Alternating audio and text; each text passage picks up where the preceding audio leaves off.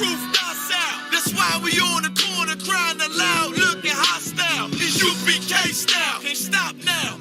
Far this warfare couldn't last one round. Let the oppressed rise, and let the rich mourn till the sundown. Enough with these chickens, about to make it hot, call it compound. Just for my niggas, put the guns in the drugs down. Dwelling in peace till the Lord call for the bloodhound.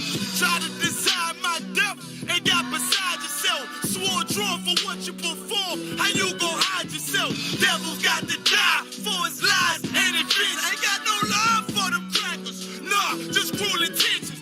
And then my father's house is spinning mansions. I got plenty bitches, worthy of vengeance. This your death sentence. I'm talking pure slaughter, yeah, slaughter, yeah, slaughter, yeah, slaughter, yeah, slaughter, yeah, slaughter, yeah, slaughter. That they do not rise. Go in and fill the world with lies.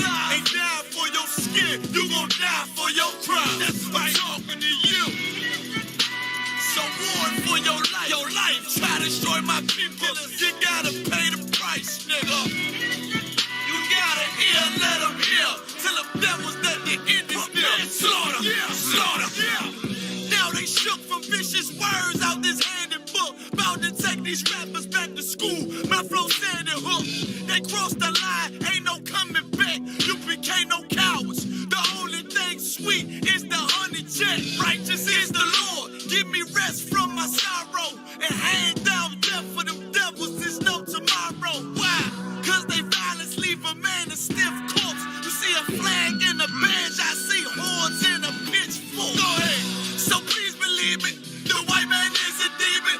And I ain't gon' vote for them to free me. No. They beat us to weep. The color purple, that's why this knife to their throat like ceiling. You got this nigga on his knees. They wanna have peace. We screaming, let this bitch burn at 1,000 degrees. I'm laying in the bosom of revenge. I told her I'd do anything she please as I squeeze on the double D's. Fuck you mean? I'm talking to you. Slaughter, yeah, slaughter, yeah, slaughter, yeah, slaughter, yeah, slaughter, yeah, slaughter, yeah, slaughter. That they do not rise. Go in and fill the world with lies. Ain't die for your skin, you gon' die for your crime. That's why I'm talking to you. So warn for your life. Your life try to destroy my people. You gotta pay the price, nigga. You gotta hear, let them hear. Tell them devils that the end is near. Slaughter, yeah, slaughter, yeah. The police just shot him for no apparent reason. No reason at all. They asked for license and registration. That's the police officer over there that did it. With the black on.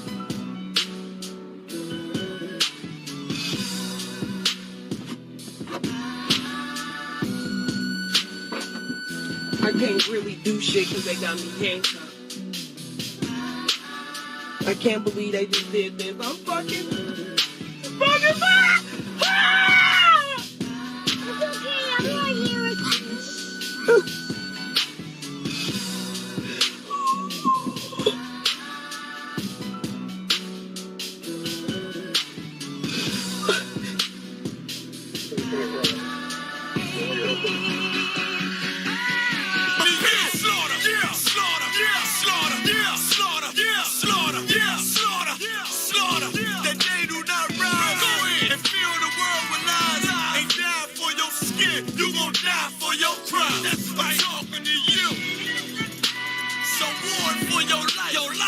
Destroy my people, you gotta pay the price, nigga.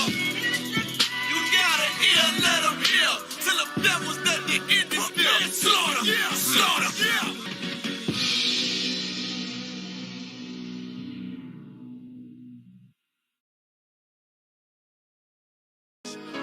Any man give his life for Yahweh Shai, Mashiach, and Christ, and fall up under that UPK banner. It's my brother and my blood, and I will die and kill for him if necessary. Go to ground, go to ground, go to ground, go to ground, go to ground, go to ground, go to ground, go to ground, go to ground, go to ground. It's all about that warfare, boy. Give ground, give ground, give ground, back up, give ground, give ground, give ground, back up, give ground, give ground. It's all about that warfare, boy. Take ground, take ground, take ground, take ground, take ground, take ground, take ground, take ground. My soldiers take ground.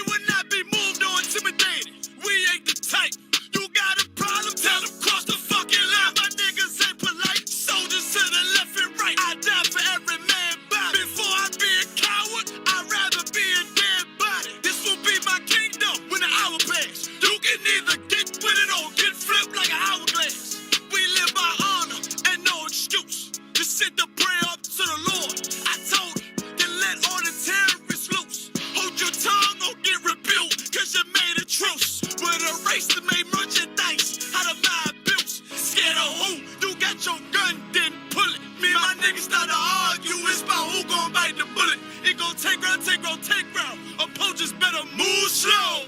Attack dog for this truth, nigga, cool zone. Go to ground, go to ground, go to ground, go to ground, go to ground, go to ground, go to ground, go to ground, go to ground, go to ground, go to ground. It's all about that warfare, boy. Give ground, give ground, give ground, back up, give ground, give ground, give ground, back up, give ground, give ground. It's all about that warfare, boy. Take ground, take ground, take ground, take ground, take ground, take ground, take ground, take ground. My soldiers take ground till them stand down.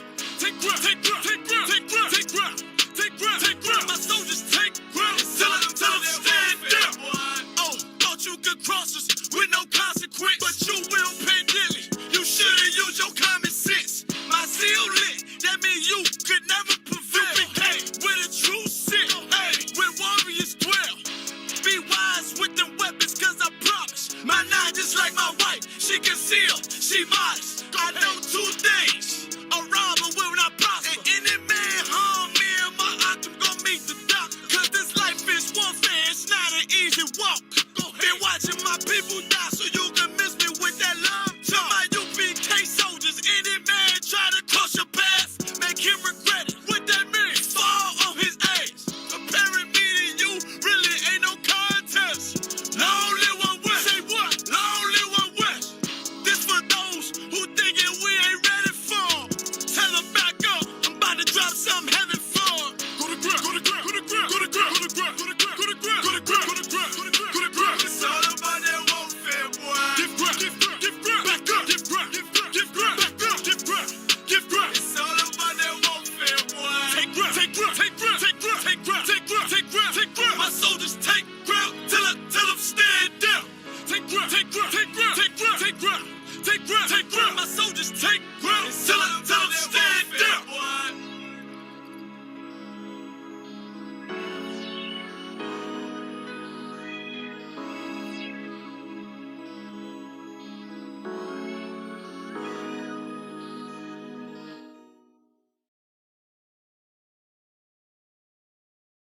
Because I'm willing to fight against drug dealers if they Muslim, if they Christian, if they atheist, if they Buddhist, if they shooting black men, guess what? I'm gonna say something about it.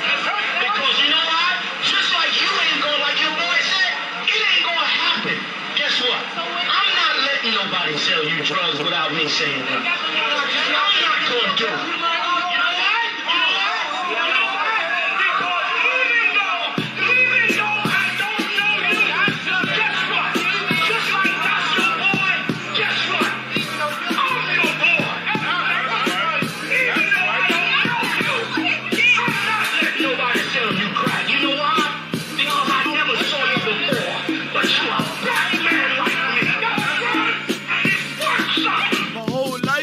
Trying to find something to follow. Had loyalty, every man tried to borrow.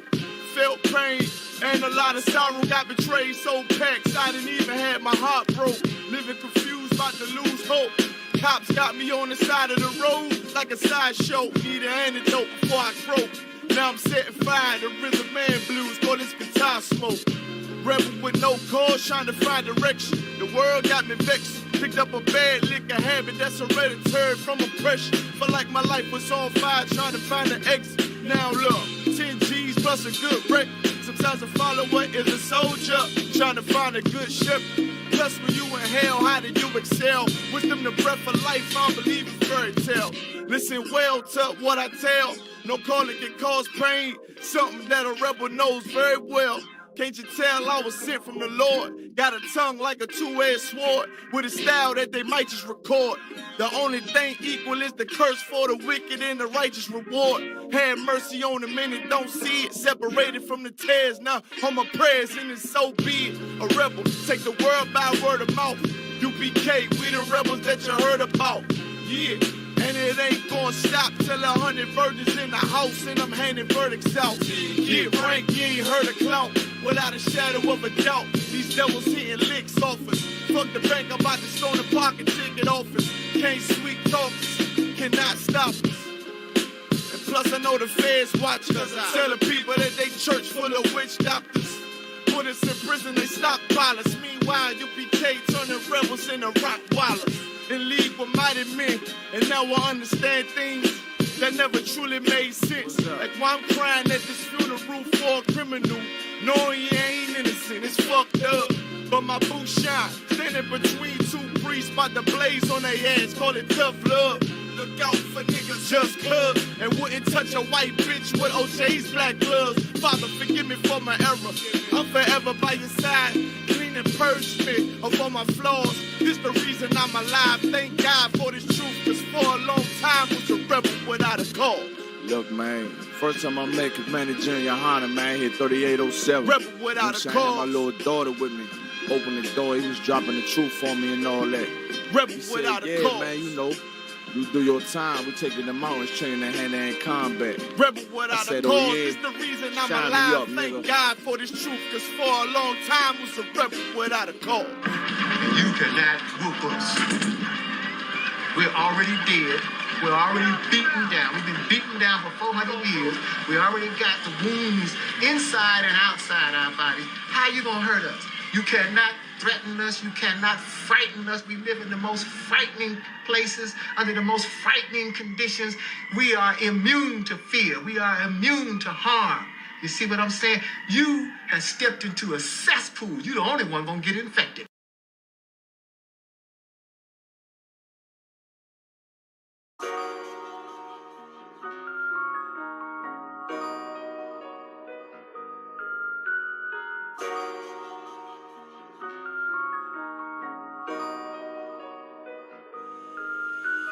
Warrior with the hands, that's what I'm all about.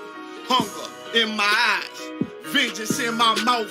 They don't want no altercation. Situation gon' get critical. It's best that you be easy. The end gon' be biblical. Look, flow like a river.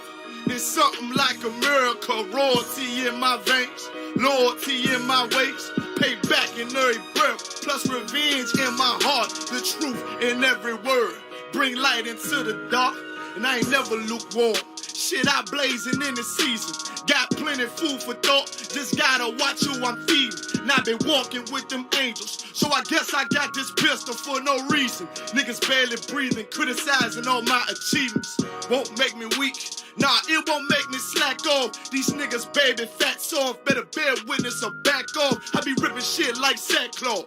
Dumb dogs all barked out. My hymen say I cup full. No room for emotion. So I pour my heart out. This road hard, but I intend to stay. And if it ain't UPK, then they in the way. My niggas righteous, they real, they down to suffer.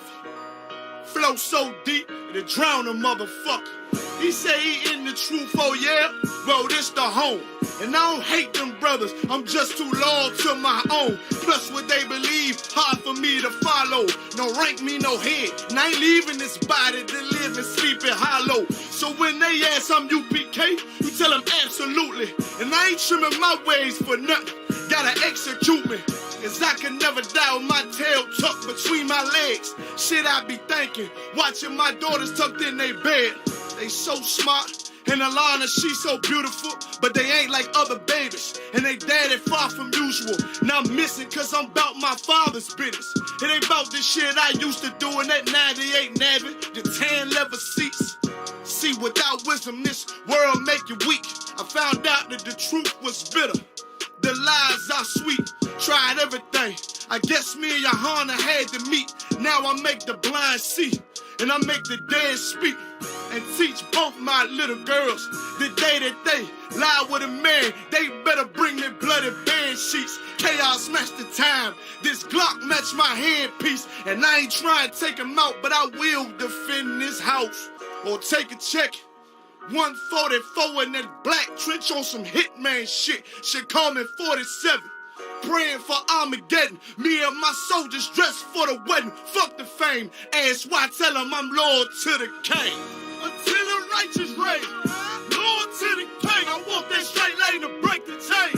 Loyal to the king. The devils can't have me, bitch. I'm loyal to the king. That's right. Bring that hot flame, new bitch. Hey, loyal to the king. Until the righteous reign. Loyal to the king. I walk that straight lane to break the chain. Loyal to the king. The devils can't have me, bitch. I'm loyal to the king. Bring that hot flame, new bitch. Hey, loyal to the king.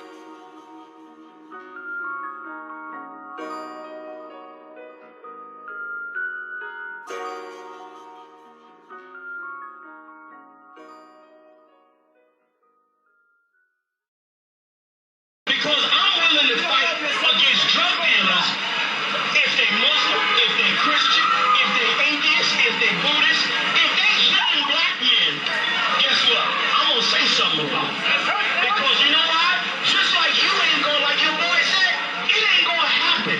Guess what? I'm not letting nobody sell you drugs without me saying that. I'm not gonna do it.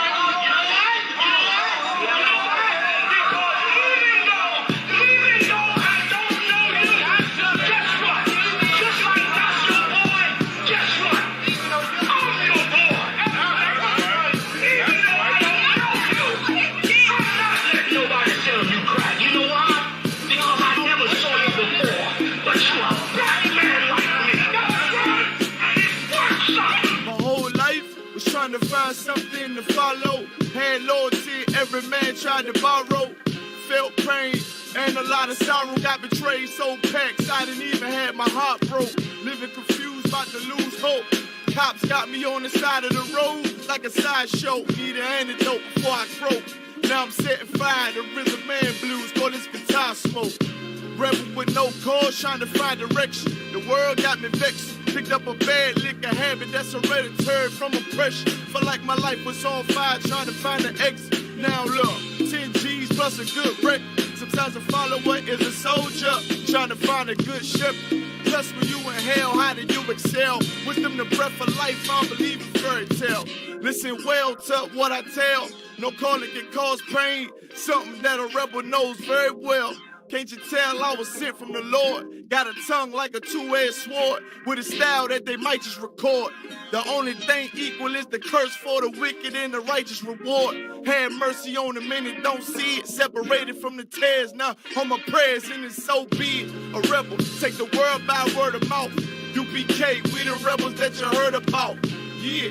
And it ain't gonna stop till 100 virgins in the house and I'm handing verdicts out. Get rank, you ain't heard a clout without a shadow of a doubt. These devils hitting licks off us. Fuck the bank, I'm about to stone the pocket ticket office. Can't sweet talk us, cannot stop us. And plus I know the feds watch us. Telling people that they church full of witch doctors. Put us in prison, they stockpile us. Meanwhile, UPK turning rebels into rock wallers. In league with mighty men, and now I understand things that never truly made sense. Like why I'm crying at this funeral for a criminal, knowing he ain't innocent, it's fucked up. But my boots shine, standing between two priests, about to blaze on their ass, call it tough love.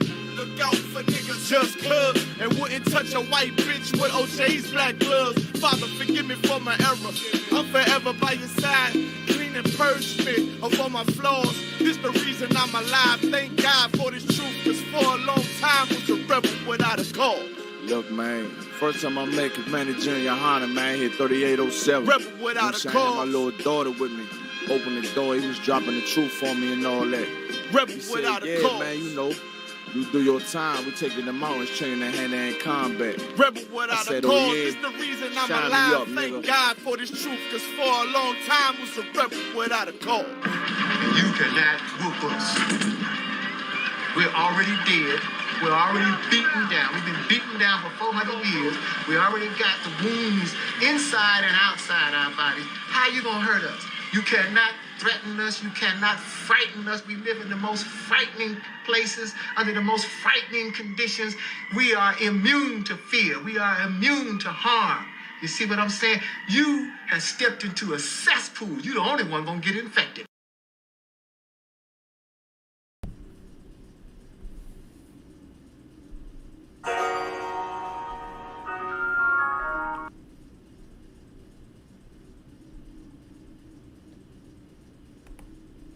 Yeah. Most High in Christ. Shalom, Yahba Shimi Abshabakta. This is the Isupk. Started out at 1 West 125th Street in Harlem, New York, under Commanding Junior Hanna. And we are not affiliated with no other Hebrew Israelite group on the planet Earth. You understand me? So with that being said, don't confuse us with anybody, man. You hear me? Don't confuse us with the Christian church. Don't confuse us with any of these cats you see running around with fringes dangling from the bottom of their shirt, wearing purple and gold. Don't associate us with none of them. You understand?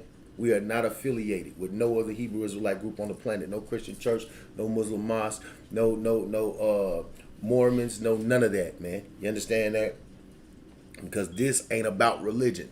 This is about the culture of a nation of people, man. You understand that? And that's what we're building. And here we're building the government of the Lord, man, of Christ. You know what I'm saying? Our King Christ will come back into and will rule over this government. You understand? But we are getting a jump on it and are rehearsing the righteous acts. You understand? Because that's the only way that Christ will return, when he sees the seriousness in us to want to obey and submit to the order of God. You know what I mean? So with that being said, of course, this is the only place you're going to learn discipline and order. You know what I'm saying? Everybody talks about, oh man, the UPK, y'all so militant. You know what I'm saying? Y'all approach is too rough. It's too hard. Funny thing about that is this. Christ was an austere man, and the Lord is a man of war. So if you are not hard, if you do not come out stern, you know what I mean? If you're not militant, then you're not the one body. You know what I mean? So you better understand that. We mimic what the Lord says in this Bible, man. You know what I'm saying? We're the only group on the planet that actually follows the Bible. You know what I mean? Nobody else. Nobody is following the Lord. Everybody else is doing what they want to do. You know what I'm saying? They are lovers of themselves.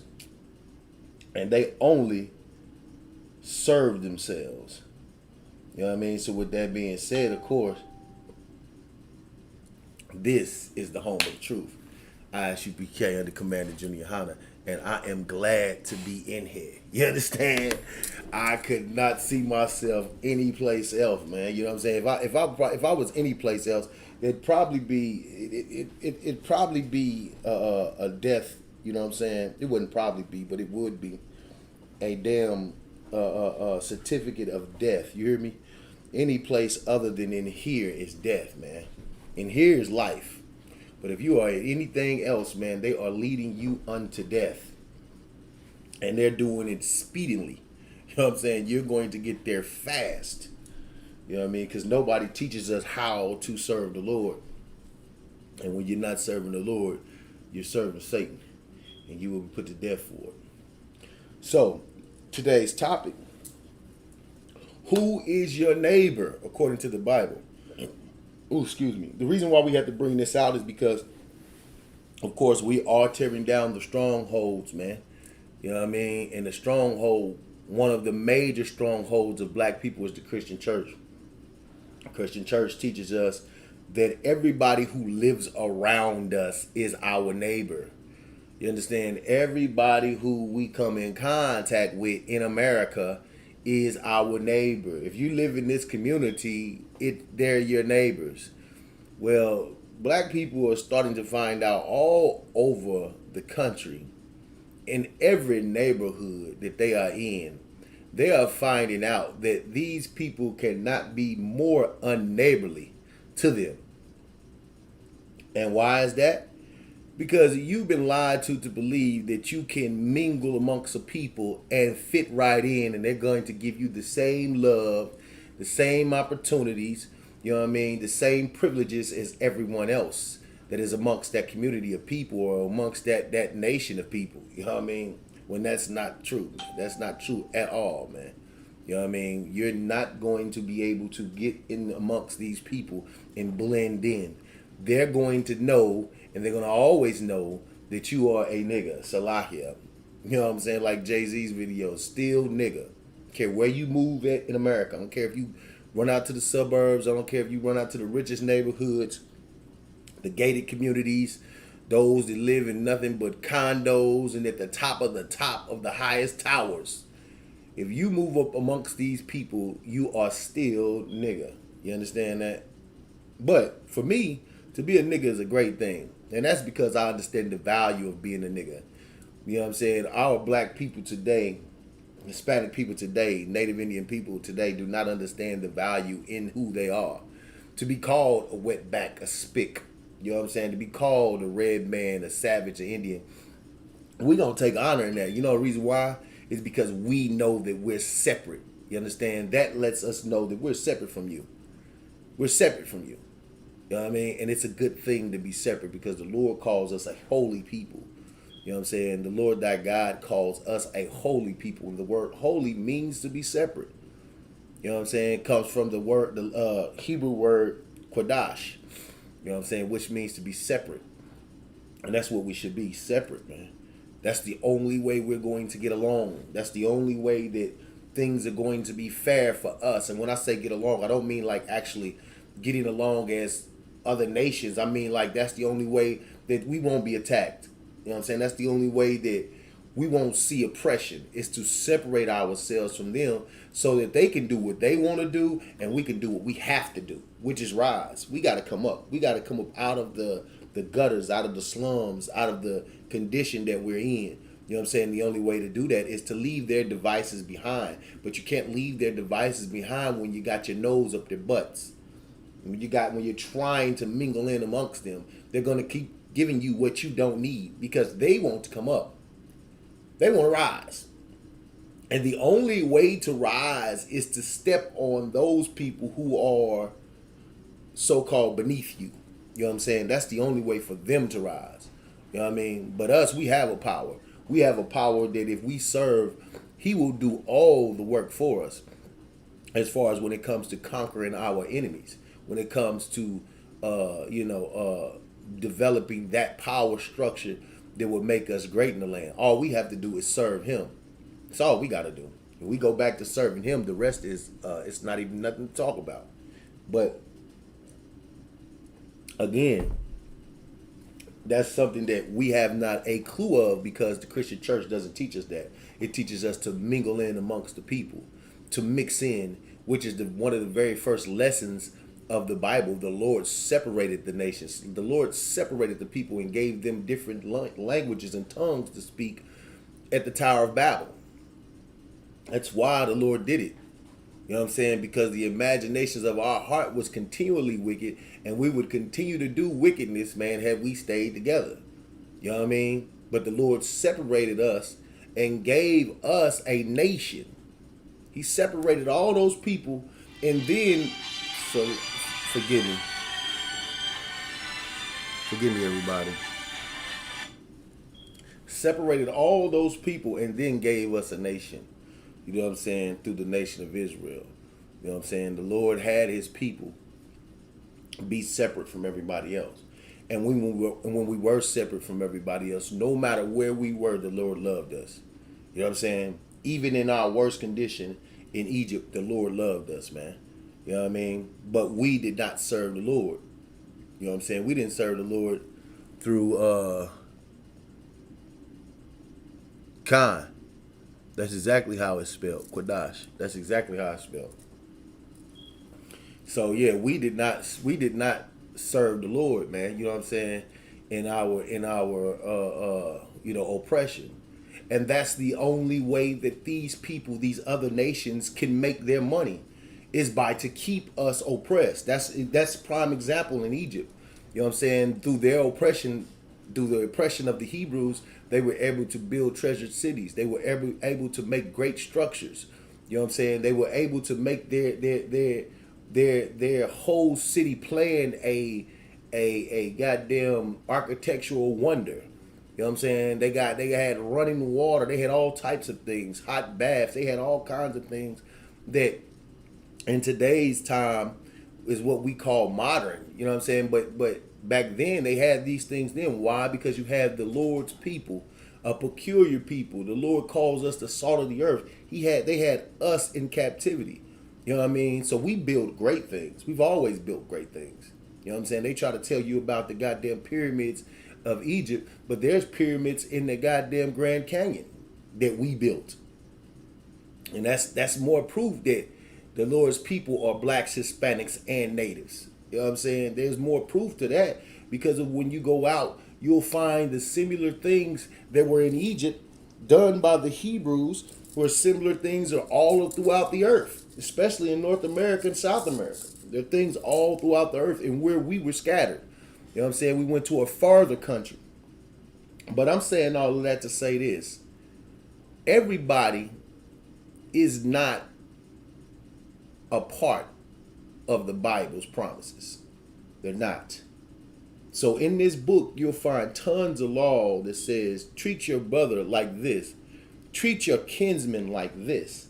Treat your neighbor like this. And in the Christian church, they try to teach us that our neighbor is anybody that we live around.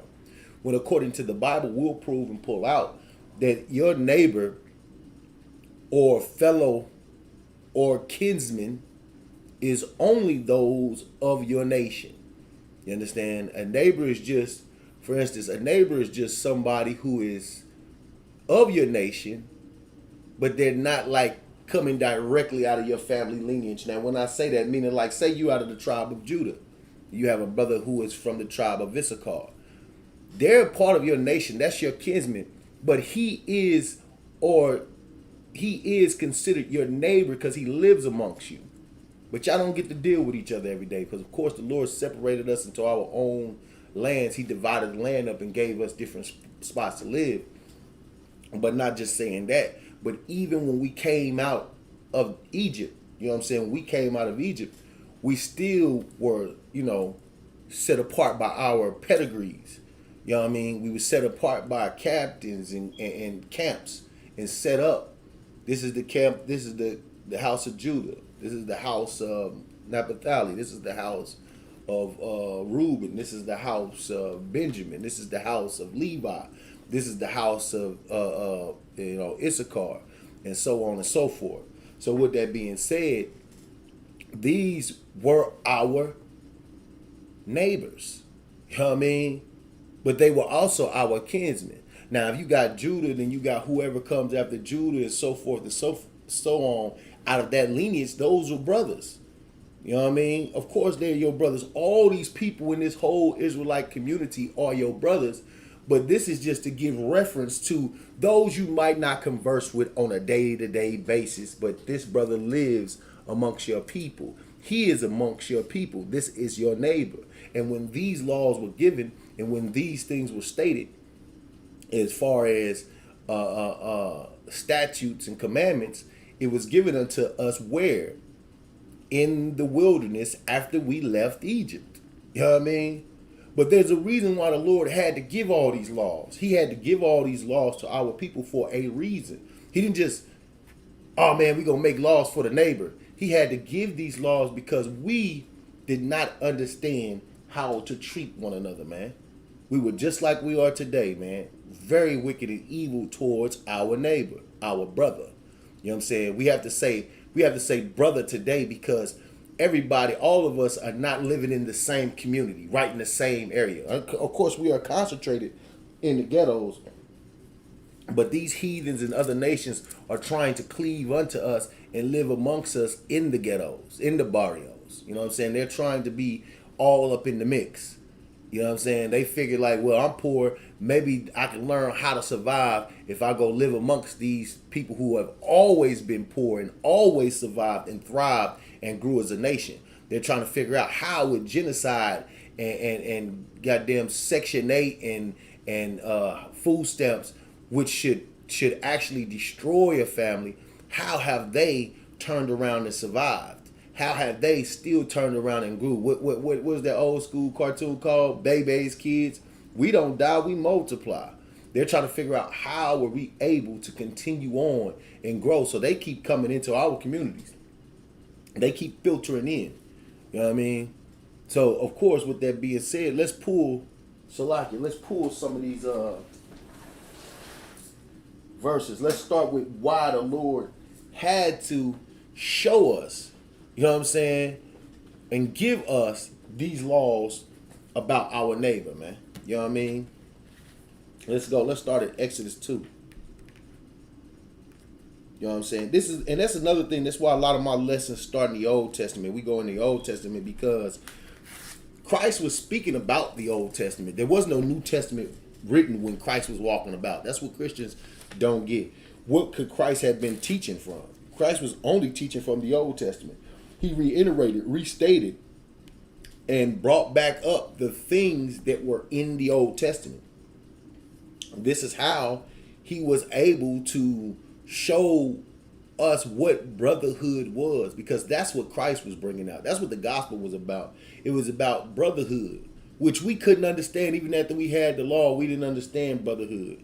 How much some little small thing could show that you had brotherhood. For instance, if you dug a ditch and another man's beast, say, let's say his ox that he uses to plow a field, fell into that ditch and he died, and you had a healthy ox, y'all would sell that. Y'all would sell your ox and split the money between each other, so that to try to give him, it's like insurance. It's try to give him compensation for that he's lost.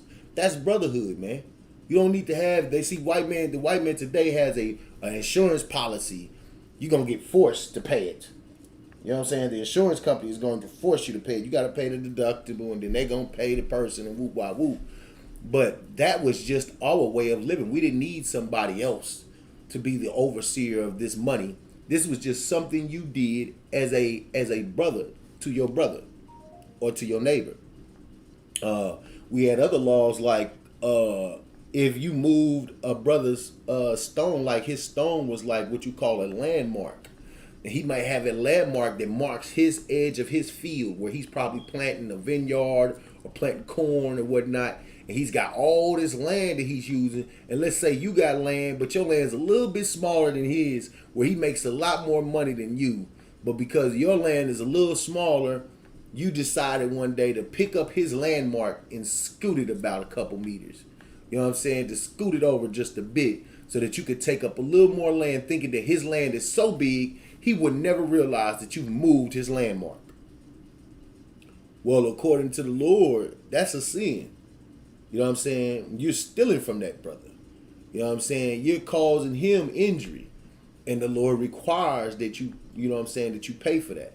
So these little things, little tidbits that we've had is because we did not show brotherhood to our brothers. It's the same thing, the same issue today. It's the same problem we have today. It's not showing brotherhood. You know what I'm saying? Not being neighborly to our fellow man, to our kinsmen. And that's the problem. We don't include other nations in this because other nations have done this to us and are going to continue to do this to us because they were never given these laws. These laws were only given to the Israelites. So you can't go and try to be neighborly to somebody and say, you know, the Lord says, love thy neighbor as thyself. You know what I'm saying? Do unto others as you would have them do unto you. You can't do that to a person that never had the law. See, a person that had the law or is given the law or taught the law will understand why you're doing what you're doing, and they would reciprocate that same thing back to you. So with that being said, there's no way in hell these other nations are going to love thy neighbor as thyself. You'll just find yourself loving which we call today brown nosing. You know what I'm saying? You're going to be doing all the loving and they're going to be doing all the gaining, and you're not going to get any damn thing out of it. You know what I mean? So let's start at Exodus 2 to find out why the Lord had to do what he had to do. You know what I'm saying? And give us these laws. This is Exodus chapter 2, verse 13. And when the two went out of the Salaki, and when he went out the second day, that he is talking about Moses. Moses was walking about. You know, one day he went out and he saw Egyptian striking a heathen. You know what I'm saying? Salaki, an Egyptian striking a Hebrew, one of his brothers. And he decided, listen, you can't do that in front of me. And he went and beat the crap out that dude to the point of death. You know what I mean? And had to bury him in the sand. You know what I mean? But on the second day when he went out, when he went out, let's go back to it. Exodus chapter 2, verse 13. And when he went out the second day, behold, two men of the Hebrews strove together.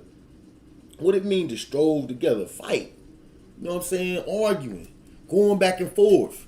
You know what I'm saying? They strove and struggling. It's the same thing. You know what I'm saying? They going back and forth with each other. You know what I'm saying? Getting ready to get into it, pushing each other. You know how black people do. Get all up in each other's face. Good night. Why is my back itching like that? Excuse me. You know what I'm saying? Get all up in each other's face, arguing, hollering, yelling, you know what I'm saying? Going in. And he said unto them, Salaki, and he said unto him that did wrong. So he's seen who did the wrong. He's seen exactly who did wrong. He said, wherefore smitest thou for Salakia? Wherefore smitest thou thy fellow? That word fellow is an important term because to be called a fellow means a person that's in the same condition as you. You know what I'm saying? Like in the scripture it says we are fellow heirs in Christ, meaning we're a part of the same situation. You know what I'm saying? We are related in this conundrum or this condition, or you know what I'm saying? We're related by the things that we're suffering. You know what I'm saying? And that's why when we try to tell our Hispanic brothers that we're brothers, they almost don't understand. They like, some of them do, some of them get it. But then some of them don't understand why we say that they're our brothers. Why? Because we suffer the same condition. We are fellows. You know what I'm saying? Together. That's where you get the term fellowship. You know what I'm saying? It's because we're in the same thing together. It's like a relationship, but this is a fellowship, meaning we're sharing this condition. And this is why he said, "Wherefore thou smiteth thy fellow." You know what I'm saying? Like he's saying, like y'all suffering the same crap. Why are y'all going at each other's throat? Y'all both being oppressed. Y'all both being bondmen and enslaved by the Egyptian. Why are you smiting him? That's why the beginning of this was so important to show you what Moses did when he saw what the Egyptian was doing to his brother and what he did in return. He joined his brother in fighting against that enemy. You know what I'm saying? He joined his brother and said, "Hold on, man, you got me messed up. You ain't gonna strike my brother in my face." And he put that man in the dirt. You know what I'm saying? That's a term we use today. He put that man in the dirt. You understand? So when you turn around and you look at this, Moses is like, "Man, what's going on? Why you hitting your brother, man? Why you hitting your fellow, man? Man, he's struggling together with you. We in this together." And that's what we go around and we try to teach black people and young black men is that being a gangster has shown you nothing. To be a gangster in the hardcore, you think you hard because you got a gun and you'll shoot your brother. You know, every song you rap is about killing your brother. You know what I'm saying? But what you don't understand is that you're not killing an enemy. You're killing your fellow. You're killing somebody who would better be teamed up with you in the fight against your enemy.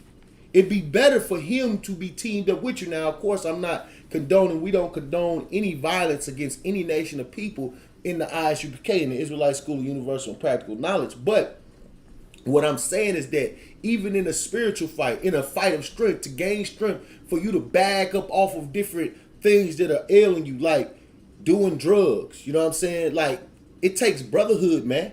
It takes a brother to be with you on your side, you know what I'm saying, to fight them drugs, you know what I'm saying? Hold on, let me see if I can pull the scripture real quick.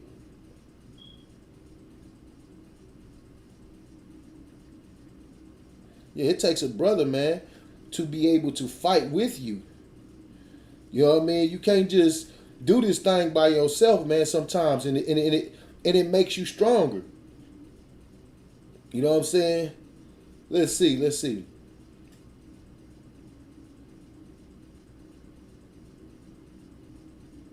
Because this is why the Lord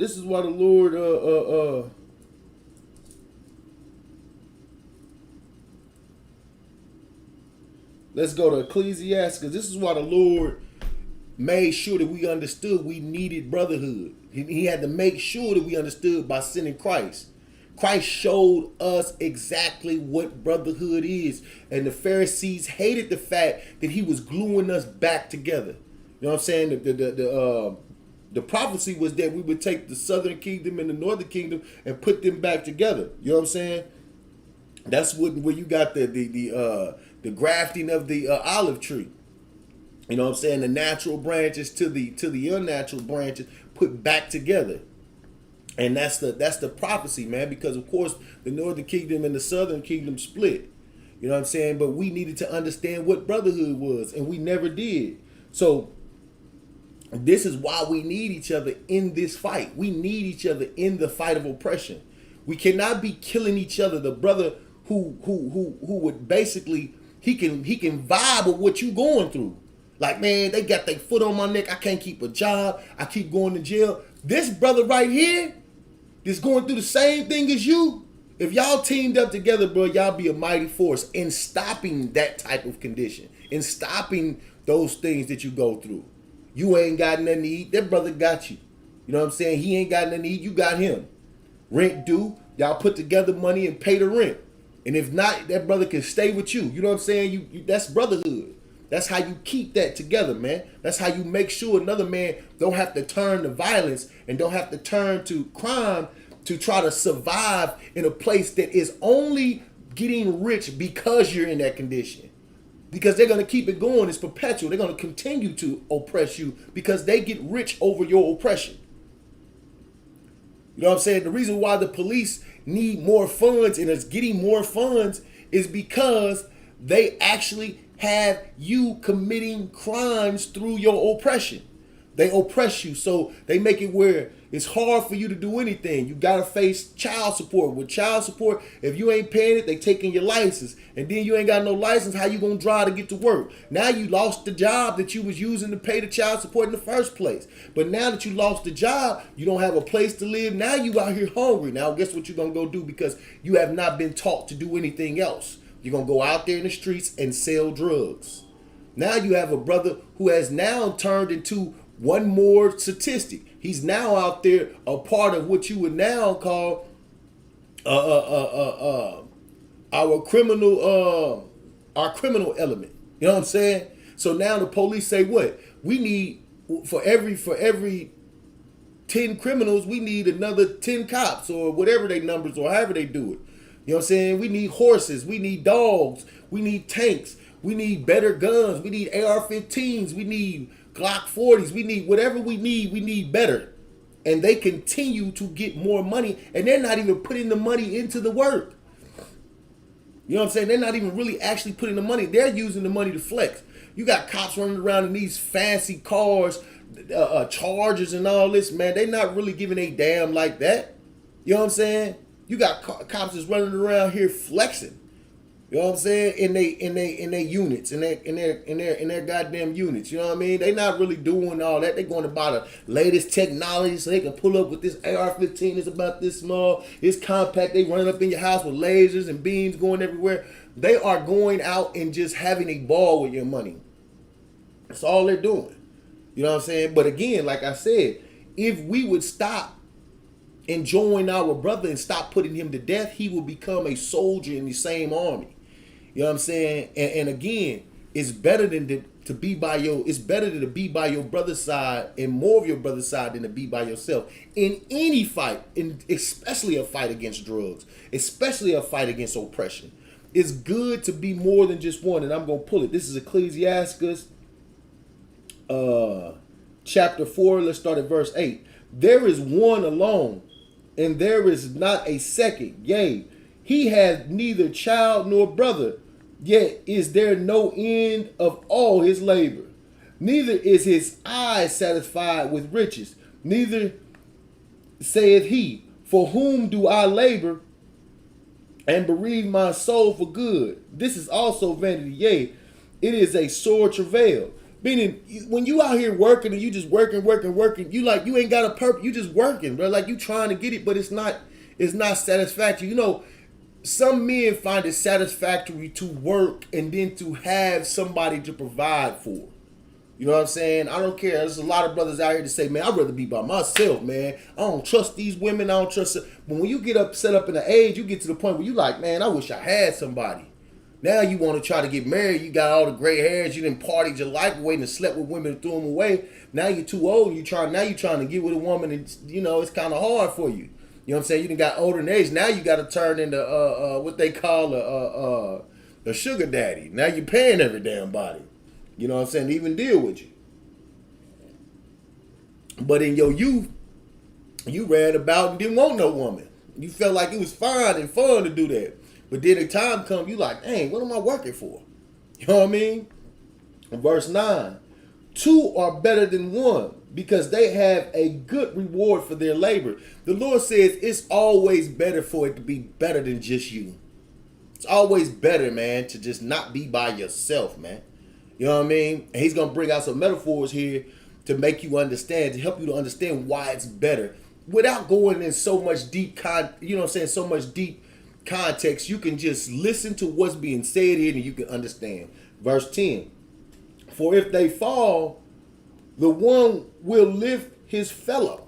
If you fall down, you can get back up, but it's easy to jump back up. You know how brothers do when they on the court, you know what I'm saying, on the football field, brother get tackled, and his fellow teammate reach over and give him that one arm, and he just pop back up like boom. He barely put any effort, but because he was using his strength against his brother, it was easier for him to get back and regain his stance and get back on his feet. That's what we talking about. It's easier. Not saying you can't do it by yourself, but it makes it that much easier. It cuts down the time that it takes. If that brother had to turn around, got on his all fours, and then stood up in this manner or pushed up, then he got to bend over and get up. That's a lot of strain on the body. So imagine that scenario when you're trying to get off of drugs or stop smoking cigarettes, man. You're going to say, I could do it. You might stop for a day or two. But when you by yourself, you know what I'm saying, you're only fighting against yourself. And most people without the discipline being taught in the Isupk are weak against themselves. And when you're trying to fight against yourself, it's like, man, you're going to give in, who going to tell? You don't have nobody monitoring you, but you who is actually the weak one. So how can you monitor yourself and keeping you off of it?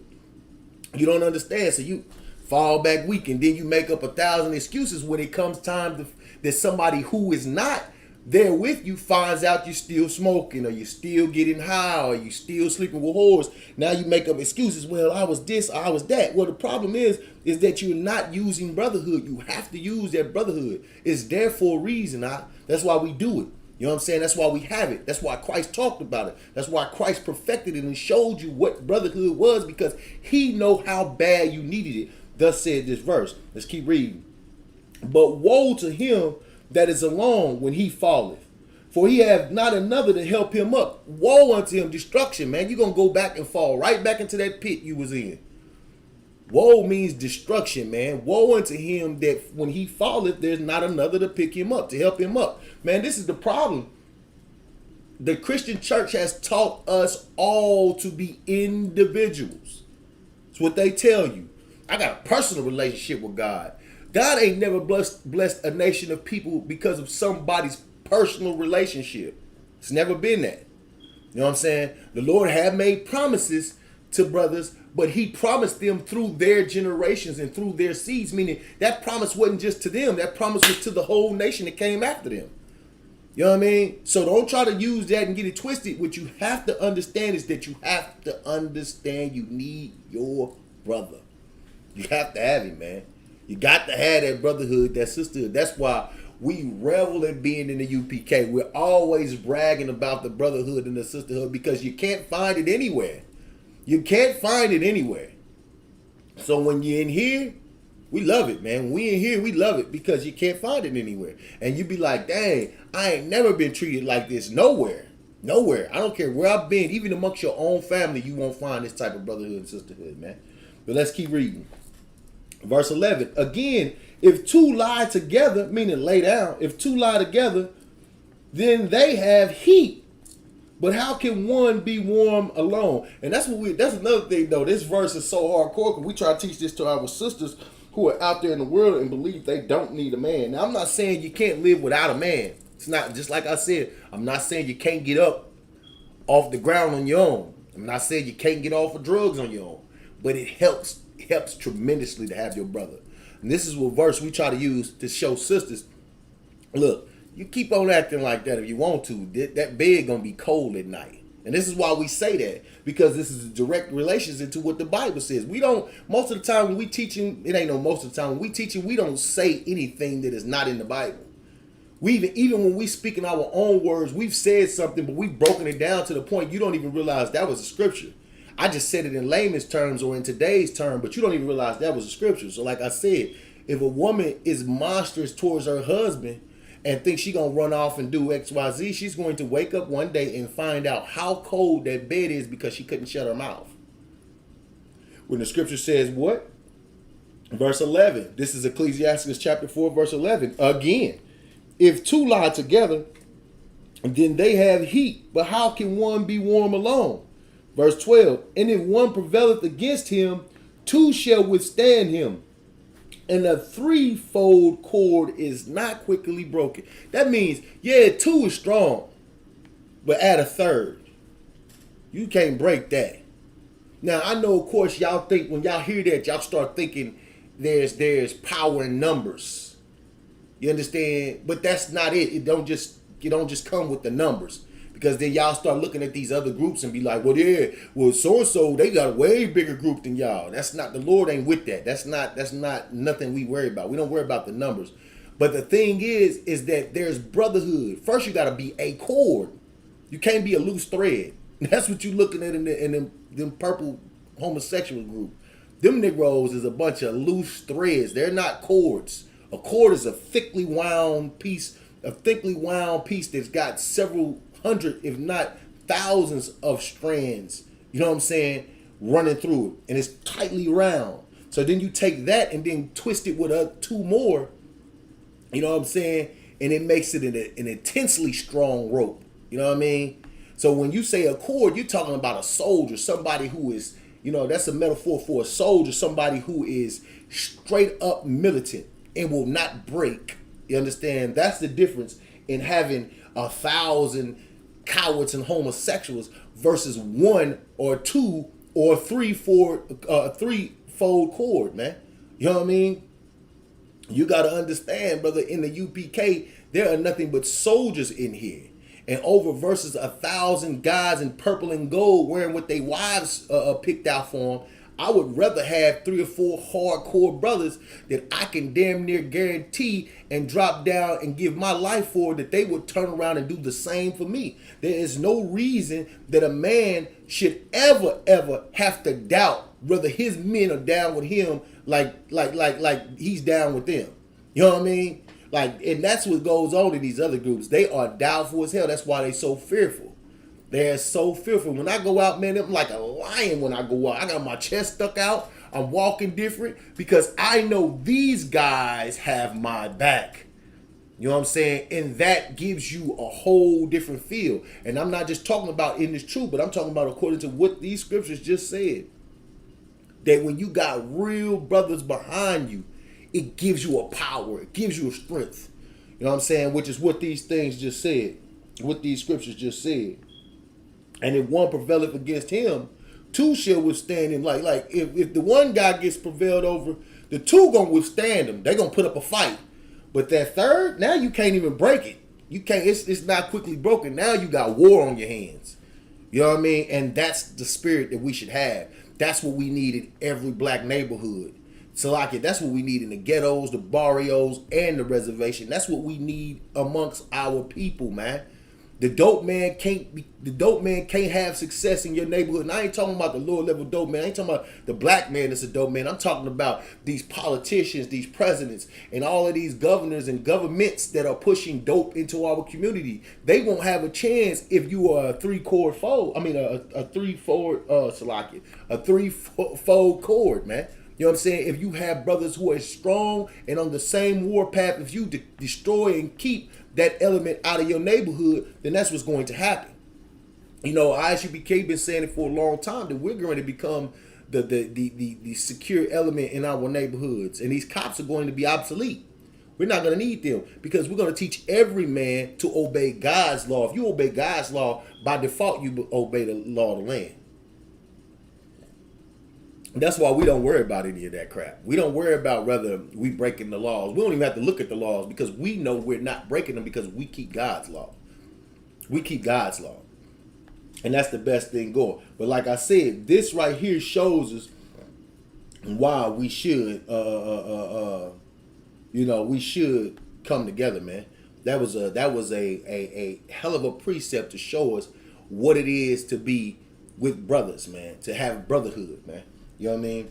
But again, like we was reading in Exodus, in Exodus 2, it shows us why we needed these instructions. Why the Lord had to come and show you this is how you treat your brothers. This is how you treat your neighbors. Because of the simple fact of it is, we live just like we're living now. Like, y'all don't even understand. Y'all try to say, a lot of people try to say, that was back then. That's what the Christian church say. They say those times are outdated.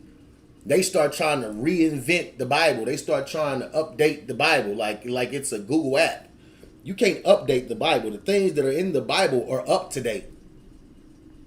They are up to date so much so that you don't even understand the reason why the Bible is up to date. And I'm going to break it down. The reason why the Bible is so up to date is because the people who the Bible is speaking of are the same people today. Meaning this, the Bible teaches reincarnation, what you would call reincarnation. We call it regeneration in the Bible because, of course, reincarnation in the world, they tell you can come back as a goddamn horse, a tree, a butterfly. You know what I mean?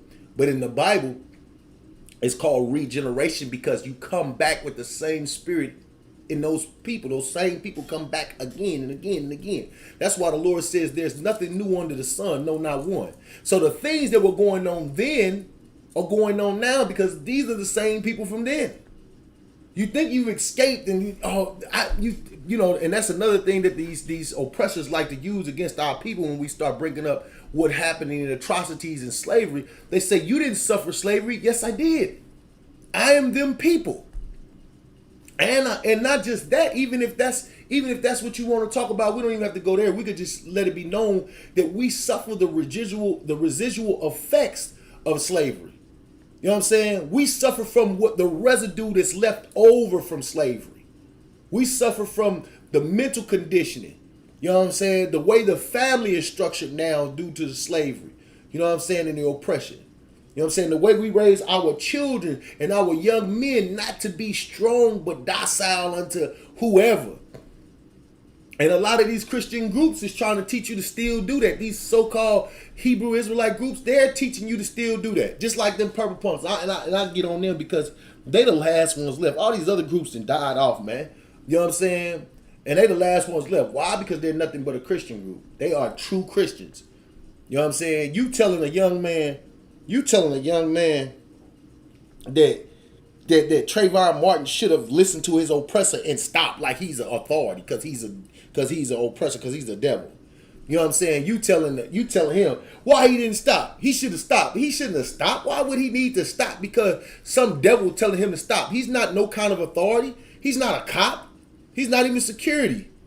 You know what I'm saying? But they want us to bow down to the oppressor. We're never going to bow down to the oppressor. What's going to happen is the oppressor is going to bow down to us and lick up the dust from our feet. We rehearsing the righteous acts.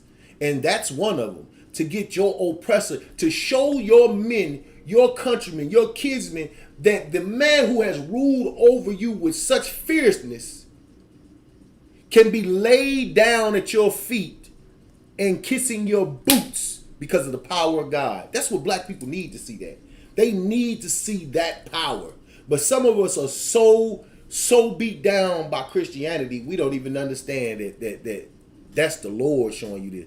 They try to say, that's wrong. You don't do people like that, but you've been done like that, still getting done like that for the last 400 plus years.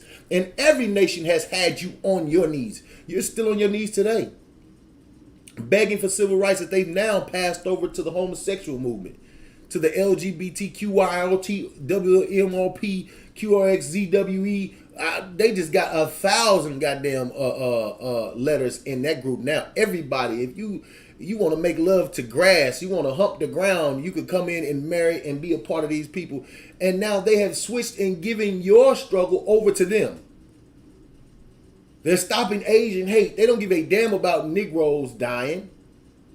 They're stopping Asian hate. They don't want you to talk about color and racism. They want you to stop that. Your struggle is over, as far as they're concerned. That's why you cannot go to them, because they will never recognize your issue. And every time you try to bring up your issue, guess what they're going to do? They're going to say, well, we were enslaved too. But they don't talk about it. When we start fighting for our enslavement and the things and atrocities that happen to us, just so they can have a leg to stand on, they'll bring out what happened to them. But they won't say, you're right and just concede. You know what I'm saying? They won't just say you're right, we're wrong. You guys should get. They'll say, but what happened to these people? And what happened to that people? It's no different than when you say Black Lives Matter. They say all lives matter. Blue lives matter. You know what I'm saying? And these are the people you're trying to call your neighbor. They don't have any compassion on your situation. They don't care that you're crawling up out of the gutters in the city streets. I mean, literally crawling out of the gutters. I'm not talking about like as metaphorically. I mean like there are bums literally laying in the gutters of the streets. They don't give a damn about that. If you could be a bum and then one day you transform your life, somehow get a couple of dollars and try to start a business, they are going to slit your throat if you do anything wrong. Now, you a bum. You trying to make ends meet. You trying to do anything you possibly can. You know what I'm saying? They will get at you for a simple violation, and they've let tons of things slide by their own. For instance, I got a business now. You know, I'm going to bring this out. You know what I mean? I got a business. And, of course, you know, they gonna hate a Negro like me. I'm big, black, and ugly. You hear what I'm saying? I like it though. You know what I'm saying? I'm not the type of guy you could just walk on. I think, moreover, I'm intimidating to these people because of my size, my color. You know, of course, you know, all black people in this manner, but are intimidating to these people. They stay in fear for their lives because that's the spirit that covers them for their crimes against black people. They always stay in fear. But I'm in an area in which I live in. It's a nice area, a little further away from me. You know what I'm saying? Not very far, maybe a couple of blocks, maybe 3 blocks away from me. There's an even nicer area. This is what they call the historical area down here, historical northeast area. So, of course, I'm running about, you know, I've been all over the city putting my business signs up. I got little signs I put up, you know what I'm saying, on light poles. You know, it's kind of like the we sell houses, we buy houses signs. So, I'm going throughout putting up these signs, boom, boom, boom, boom. Of course, I'm a young entrepreneur, just started my business. Everything's new, everything's brand new. Excuse me. So, I go about doing these things. Salakia.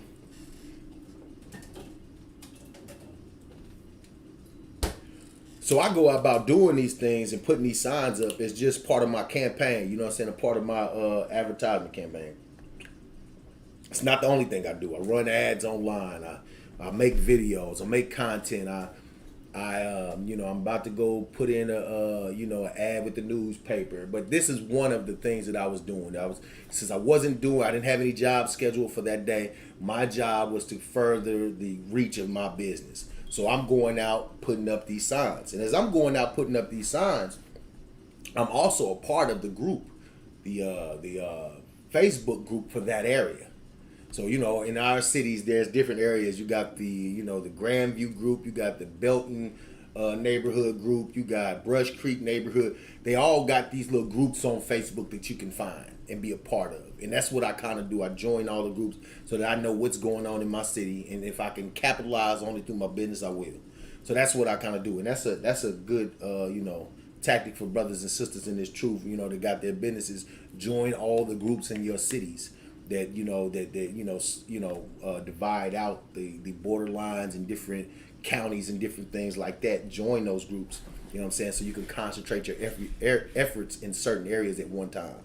All right, so, but with that being said, I'm kind of dragging the story on. I'm doing something that is totally harmless. I got some great signs. They're made of what you call plastic corrugate. So they're not like paper signs. They're not something that the rain will melt and it'll be sagging and hanging all over and looking disgusting and just look like trash hanging on a pole. It's a actual good sign. You know what I'm saying? So I'm going about drilling them up. I'm drilling them with nails and not an O-ring, but nails and a washer to keep it holding up there. Bam, good, nice and sturdy. So I get on the group and there is a post. A woman says, I'm seeing a male in a dark gray truck going around hanging up junk removal signs. Now, the reason for me doing this is because this area has been having a very, very bad junk illegal dumping or junk piling up problem where in the area people are just dumping trash and just rolling out.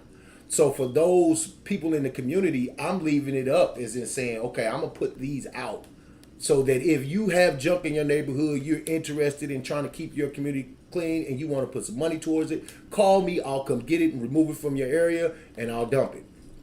So that's the reason for me putting the signs up. Now, because of the oppressor's wickedness and pride, the first thing she could say in there was a male. Now, we all know that when you refer to animals, like you just had a puppy that had dogs, a puppy that had dogs. You just had some dogs that had puppies. The way you separate them out, these are the females, these are the males. So when you're talking about a person, you don't say males, you know what I'm saying, when you're talking about somebody. You say there's a man, there's a guy, there's a fellow. For instance, we don't say male and female. So I knew that word male was really, she wanted to say there was a black male. It's like almost like a cop giving a description. So when she says there's a male in a dark gray truck hanging up junk removal signs all over, and he's probably going to hit the whole Northeast. And then she says, and he's put 4 in our intersection. Now again, this is supposed to be my community. We're supposed to be neighbors. But she says he put 4 in our intersection. This is what's so big, you know what I'm saying, about understanding who your neighbors is. So she, at that point, when she said that, she has separated me from the community. For one, she said there's a black male putting up signs in the neighborhood and he's going to go about, she didn't say black male, but she said male. I know it's code for black male. She said he's going about putting up junk removal signs. And then she says in our, excluding me, in our section, in our intersection. So, of course it blew up because I responded. I don't, business or no business, I responded. You know what I'm saying? I got into, hey, listen, that male you're speaking of is me. But the thing about it was this. It wasn't about me putting up the signs. It was about who was putting up the signs. You get what I'm saying to you? Because if you have an issue and you're saying we want to keep our community clean, how do you negate the fact that in your post you say he's putting up junk removal signs? The preservation of the area you're trying to do is keep junk out. I'm saying I'm going to pick the junk up. you understand what I'm saying? Like the oppressor is the devil that the Bible speaks of. I had a ton of, don't get it twisted though, I had a ton of them come on and try to speak up for me, but I had a ton more that was coming on, and I'm going to go remove them. I've already removed the ones you mentioned. Then it was another one. Dude just come out of nowhere. I got more people on here saying that they leave me alone than they're saying go take the signs down, it's against the law or whatever. Now, of course, if it's against the law, so be it. But it's not a big deal. In this area, you got prostitution, drugs, you got 1,000 things going on, and you're worried about my signs that I put up. You got illegal dumping where you got piles of trash. You're worried about a sign I got that's this big. This big. You worried about that sign versus these piles of trash. That this sign that I'm putting up is there to fix the piles of trash. So you would rather have me take the signs down than the trash be picked up. That should show you that it's not about preserving the area. It's about the fact that I hung them signs up. And you don't want my signs in your neighborhood. You know what I'm saying?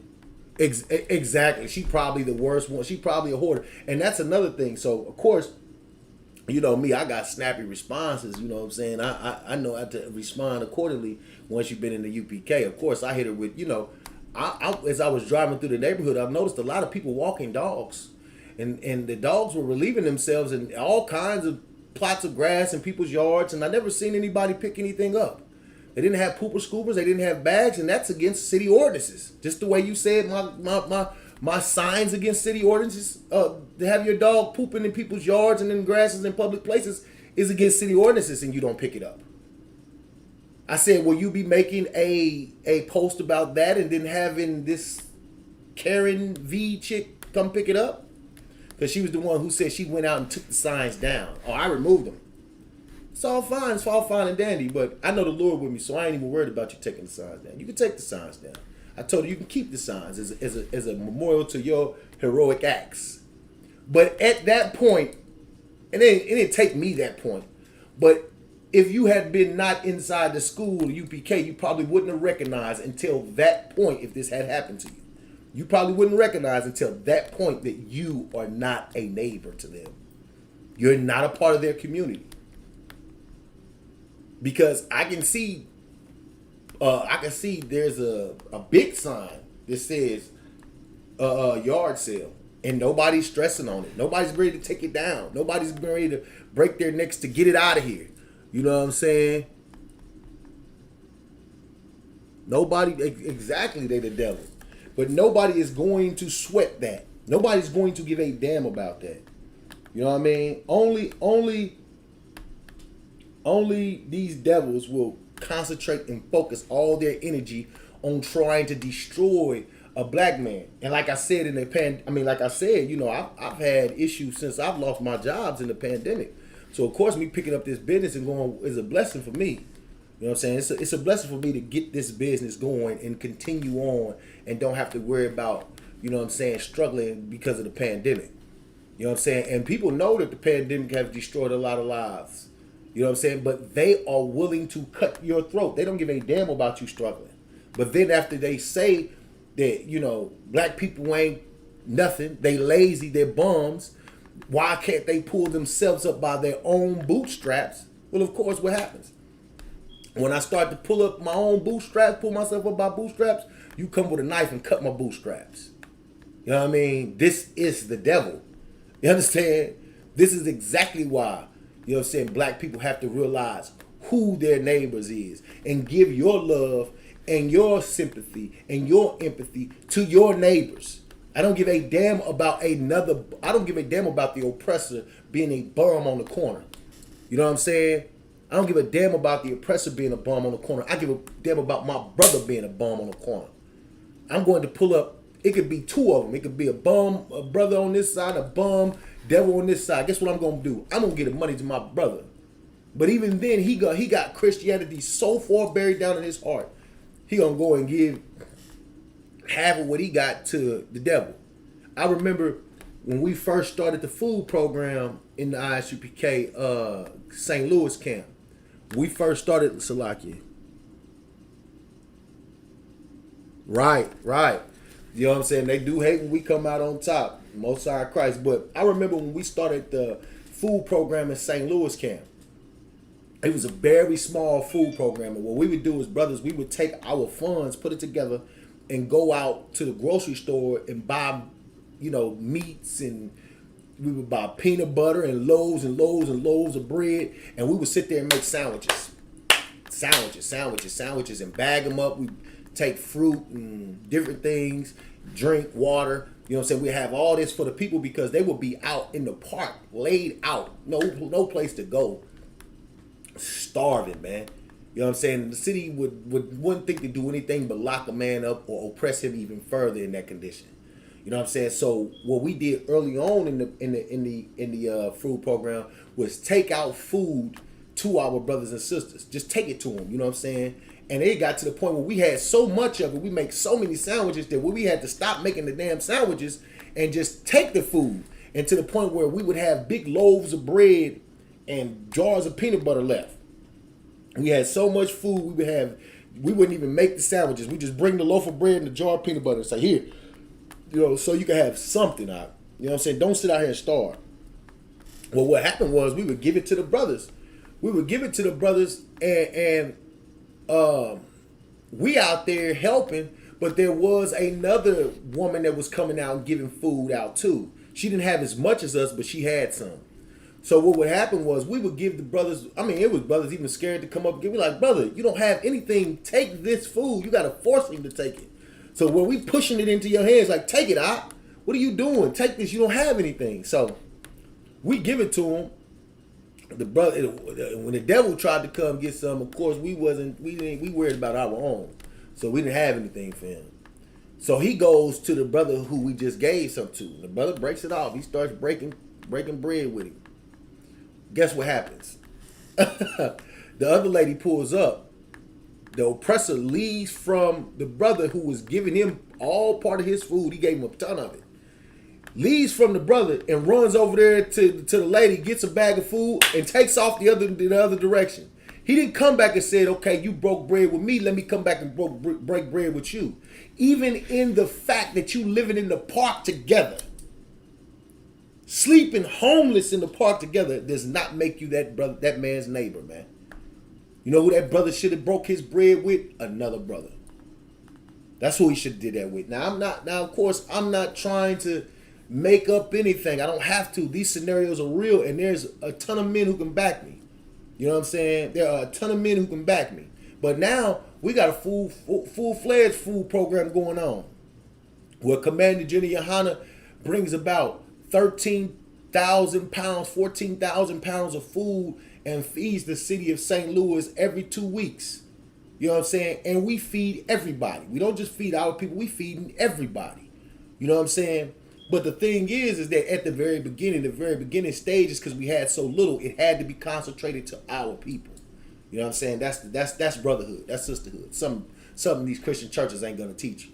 When you got so little, you have to make sure you take care of yours first. That's something you should know in your household at least. In your household, when you have little food, the first people you feed, you don't just invite Tom, Dix, and Harry in. You start making sure your children are taken care of. You know what I'm saying? Then if you have some leftovers, you give to them. That's the way we do things in the world. You know what I'm saying? But of course, the Lord even says that a woman was righteous for her having just a little handful of meal and a little bit of oil to mingle together and give to the priest that came to her house. And it was just her and her son. She took what little she had and fed the priest. You know what I'm saying? But it was counted unto her as righteousness, and the Lord blessed her with much, much more. You know what I mean? But that again, you got to be in these classes and know these stories, because you're not going to know these things in the Christian church and in these fake Israelite groups, man.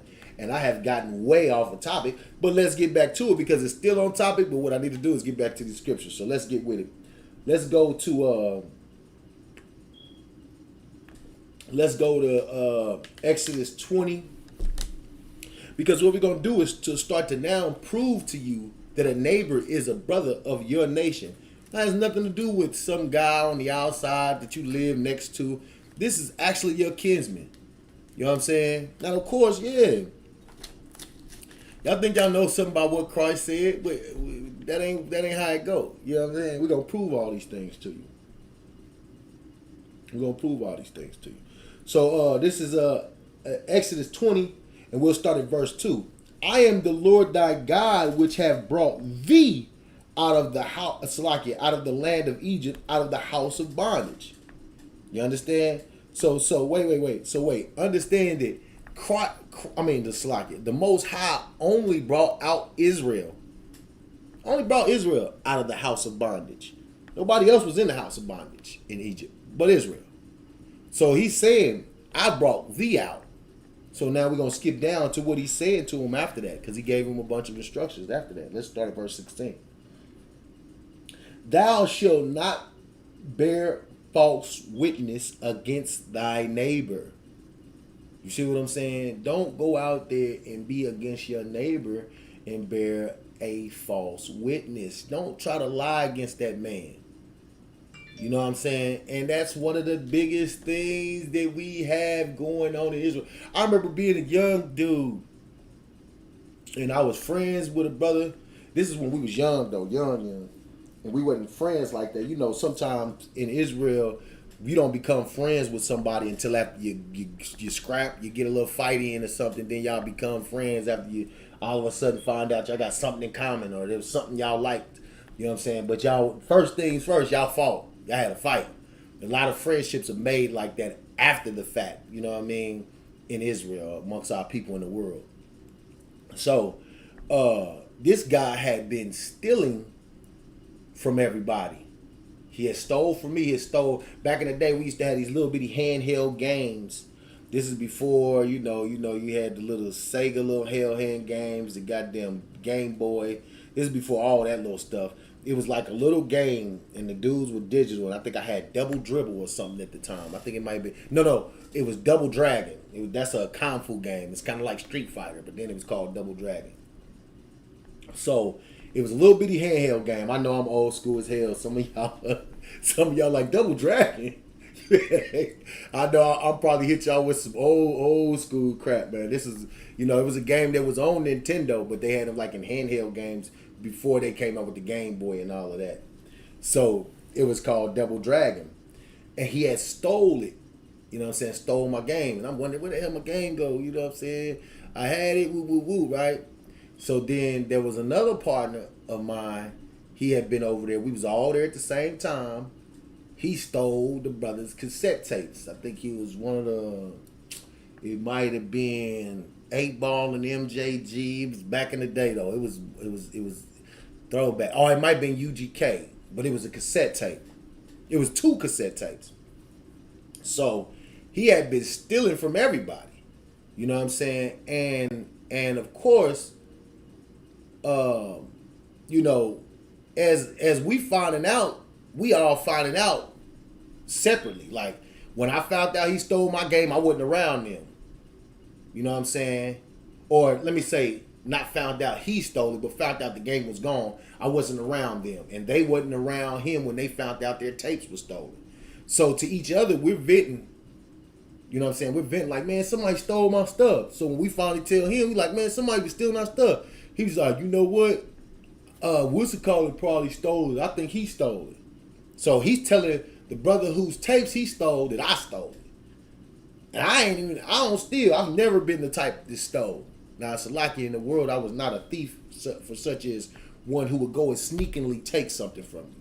In the world, I was more what you call I would strong arm you. I would take it from you right in your face. Like, give me that. You know what I'm saying? I ain't gonna lie, Salakia, I was destroyed in the world. Salakia. So, he did the same thing to me. I'm talking about to him, man, somebody took my games, and he's going telling me that so-and-so that he took the tape from that stole my games. So we all at each other's throat.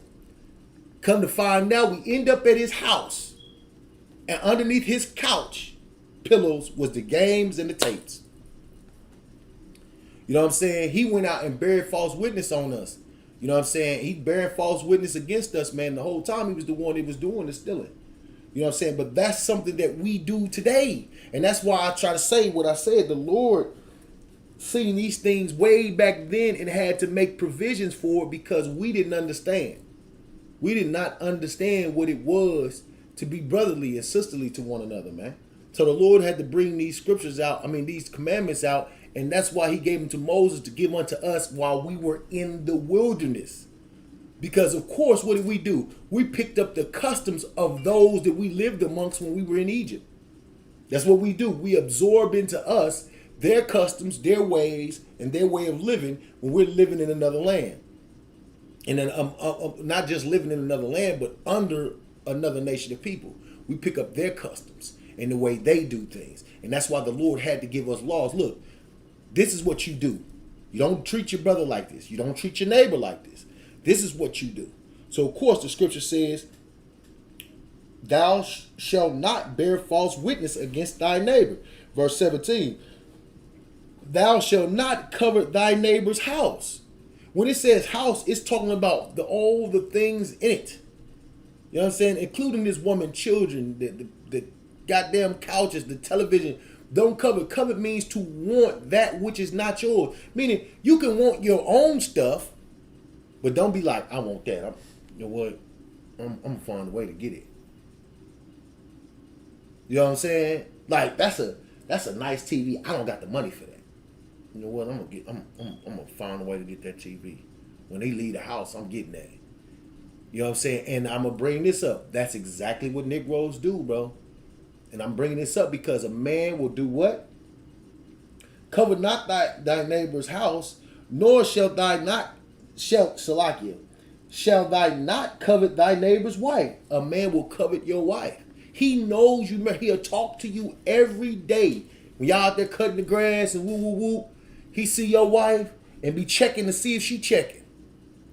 You know what I'm saying? If she's there for too long, he is going to try to go after your woman. You know what I'm saying? He gonna make a conversation, try to find a way to get in the house with her, or try to get her over to his house. It's going to be something. Let me catch her out at the bar. Let me do that.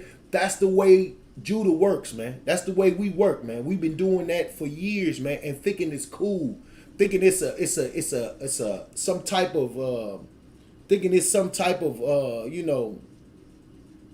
good attribute to say, I pulled that nigga girl, man. That nigga slipping, man. He ain't got no game, man. I shot my shot, man. She coming with me. You know what I'm saying? And then if the nigga ever catch you, nigga, your girl chose me. We get all that nonsense thinking that we are really doing something majorly great when in actuality, we are destroying our people. We are also sinning against the Lord, man. You know what I mean? Which is why there's so much death amongst our people. The Christian church negated to tell us these things, to teach us these things. That for us to do that, man, means we need to be put to death, man. To sleep with another man's wife is to be put to death. The Lord didn't say, don't covet thy neighbor's wife because it was a foreign man.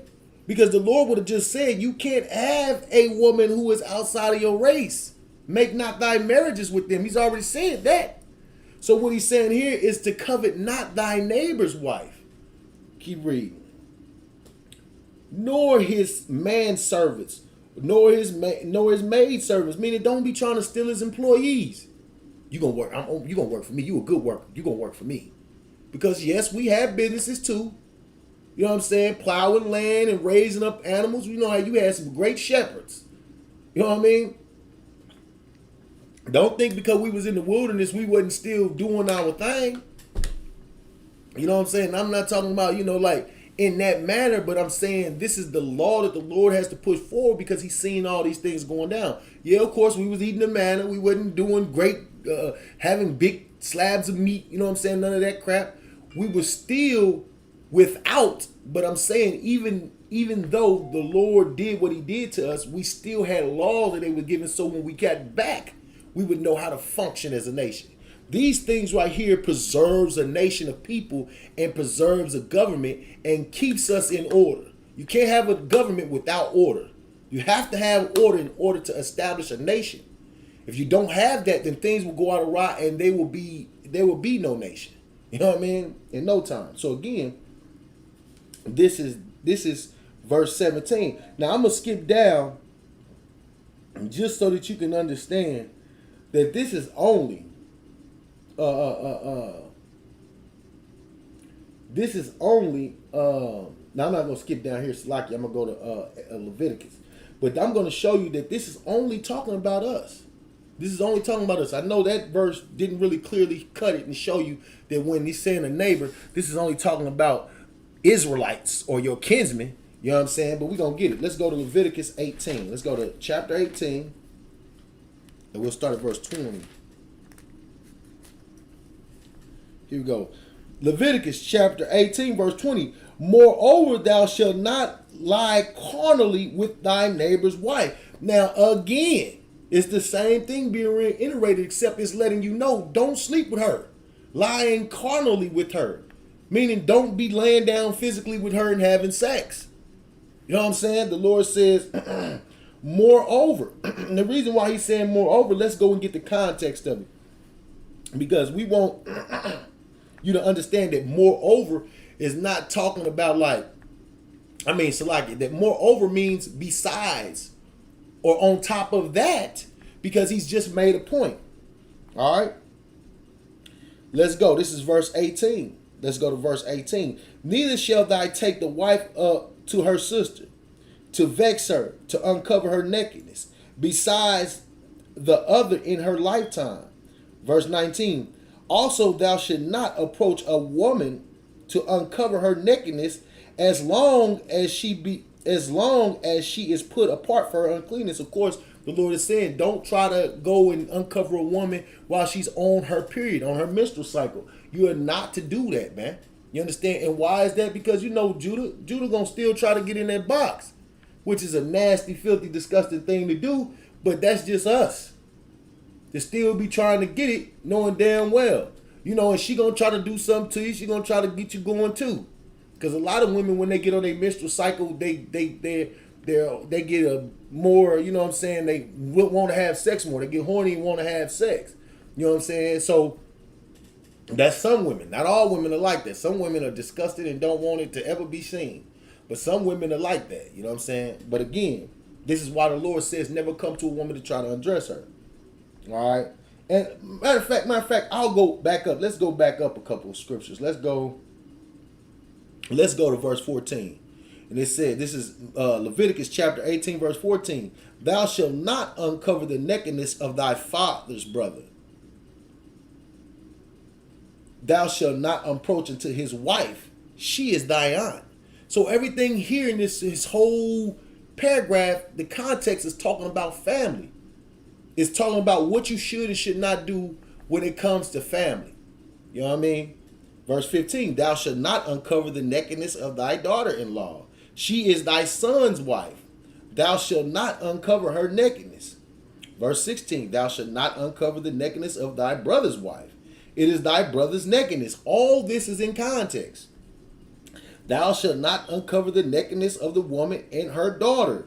Neither shalt thou take her son's daughter or her daughter's daughter to uncover her nakedness, for they are her near kinswoman.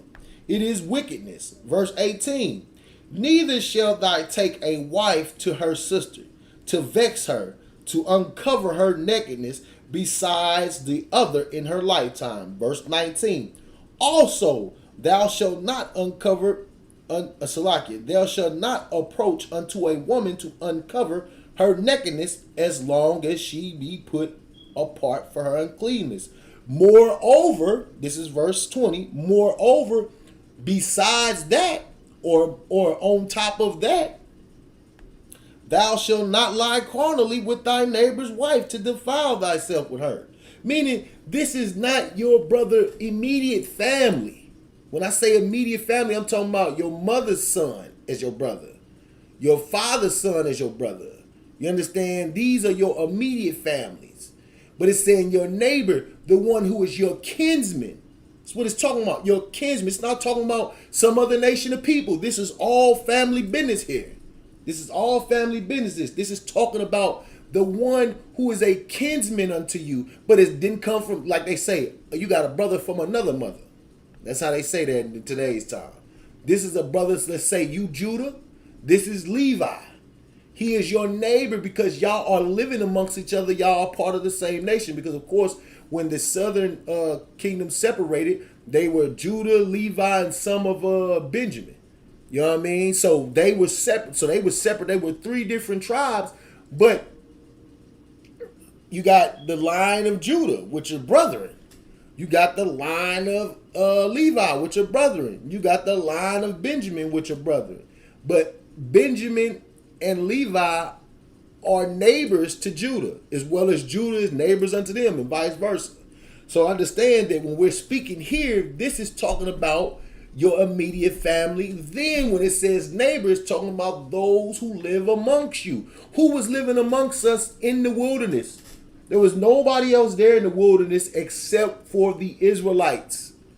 So therefore, when you read this neighbor, your neighbor is your kinsman, your kinswoman. These are your people, man. This is not talking about loving the Chinese man, the Arab man, you know what I'm saying, the East Indian man. It's not talking about that. It's not talking about loving the oppressor, the white man. It's not talking about that. It is talking about loving your own people. And anybody who don't want you to learn to love your own people is against all your people. They're not just against what you're talking about. They're not against what you're learning. They're against all your people, because the first things first is that we better realize we have to have love for our people. Like that woman said in that post about my business flyers or my business signs, this is our street. This is our love. This is our records. It belongs to us.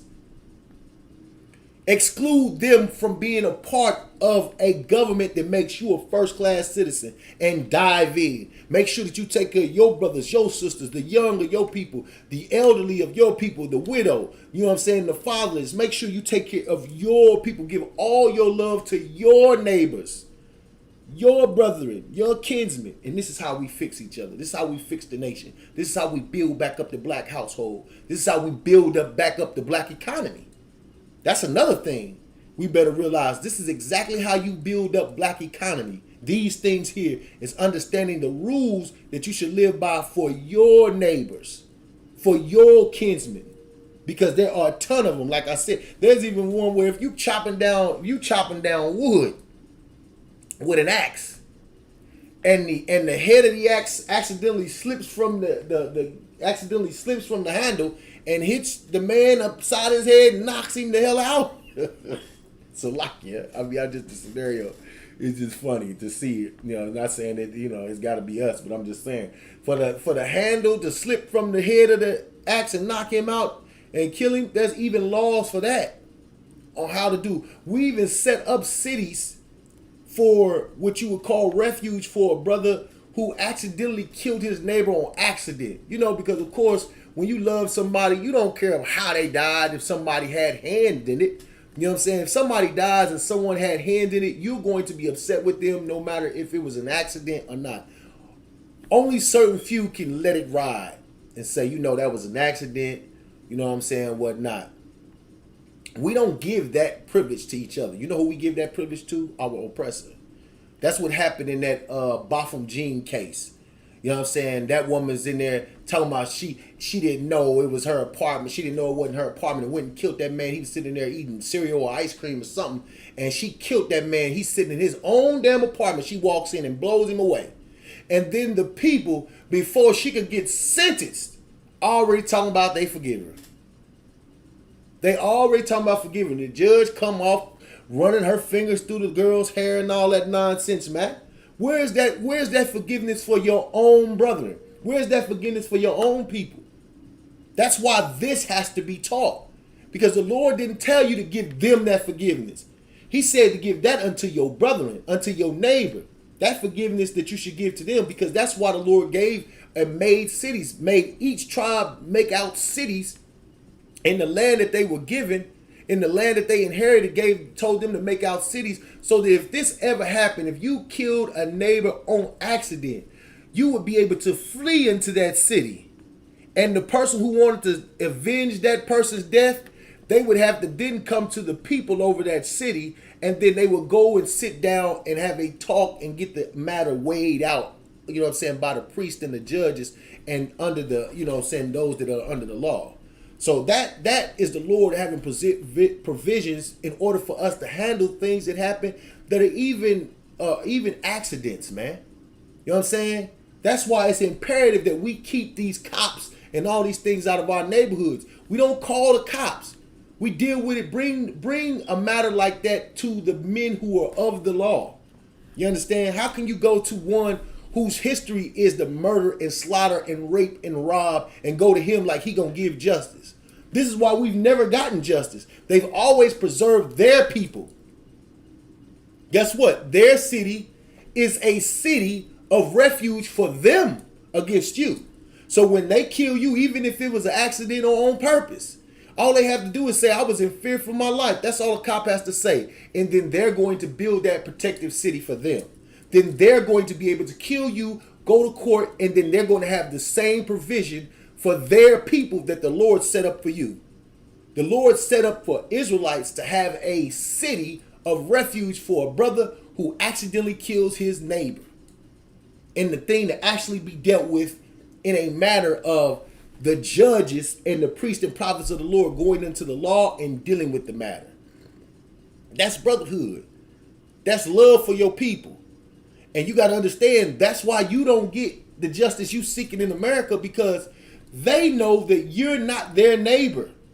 These oppressors know that that white cop that shot you down, shot your son down, he is their neighbor. He is their kinsman. So when you go into their courts, they're going to make it better for him than for the victim.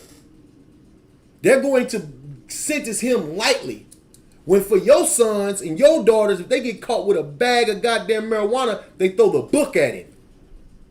But this man can shoot and kill a black man with no weapon in his hand, and all he has to say is, I was in fear for my life. He's going to be at home that night, eating breakfast, eating dinner with his family while you suffer and you mourn the loss of your loved ones, man.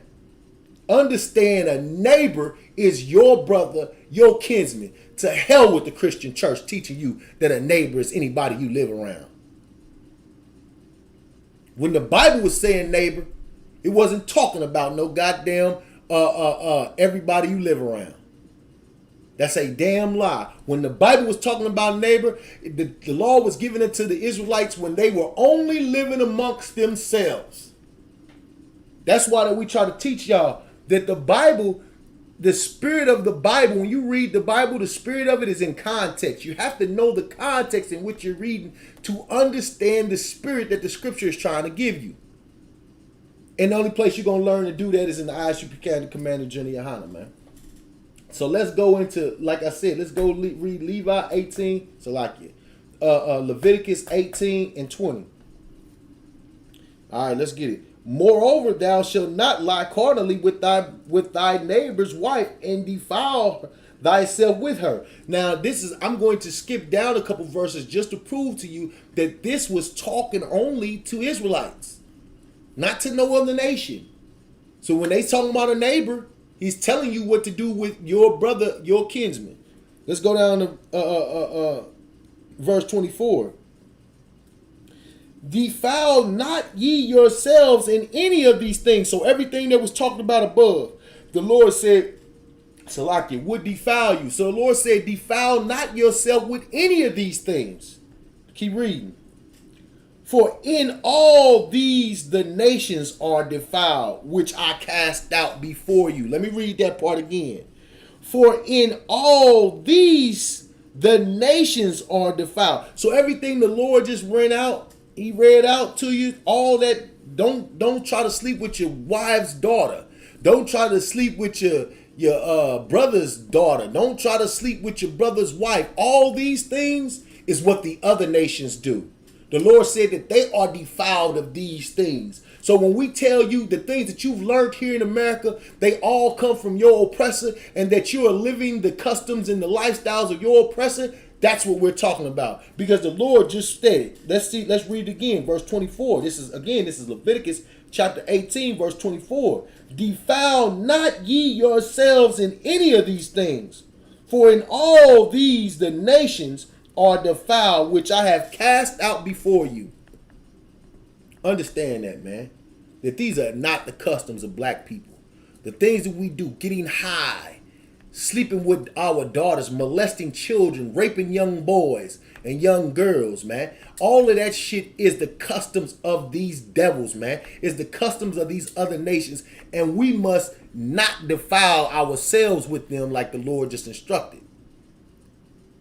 You understand? We have a better way of living. You understand? We don't sleep with our brothers' wives. We don't sleep with our children, nor do we molest young children. We don't turn around and then covet our neighbor's house, wanting everything that they got and wanting everything that they have. That is the way of our oppressor in the other nations, man.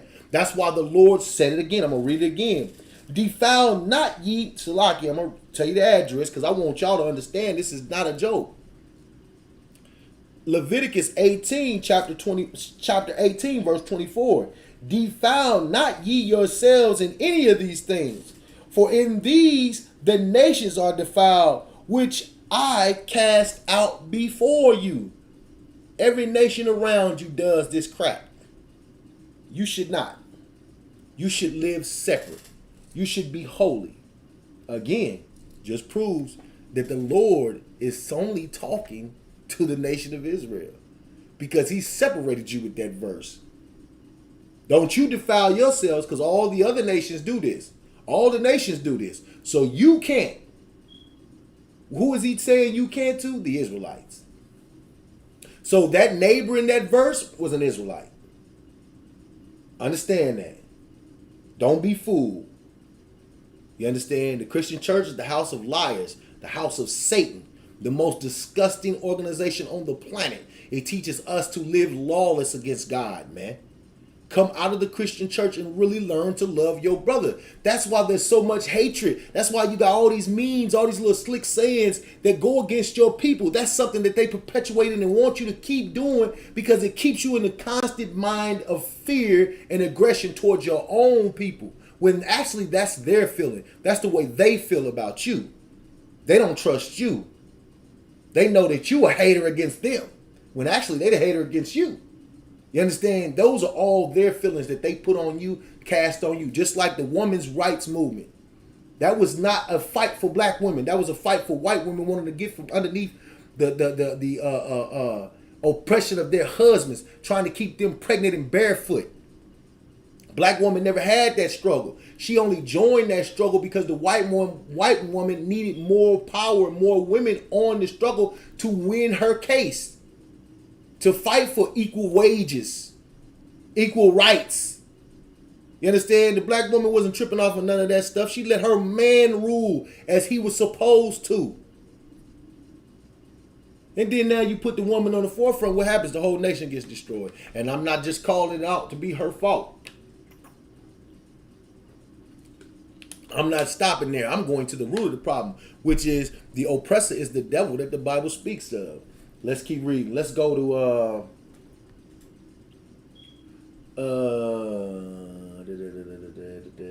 let's go to Deuteronomy 15, 1 and 3. So we're gonna prove even further. That a neighbor is your kinsman. We're not gonna stop there. We're gonna keep going.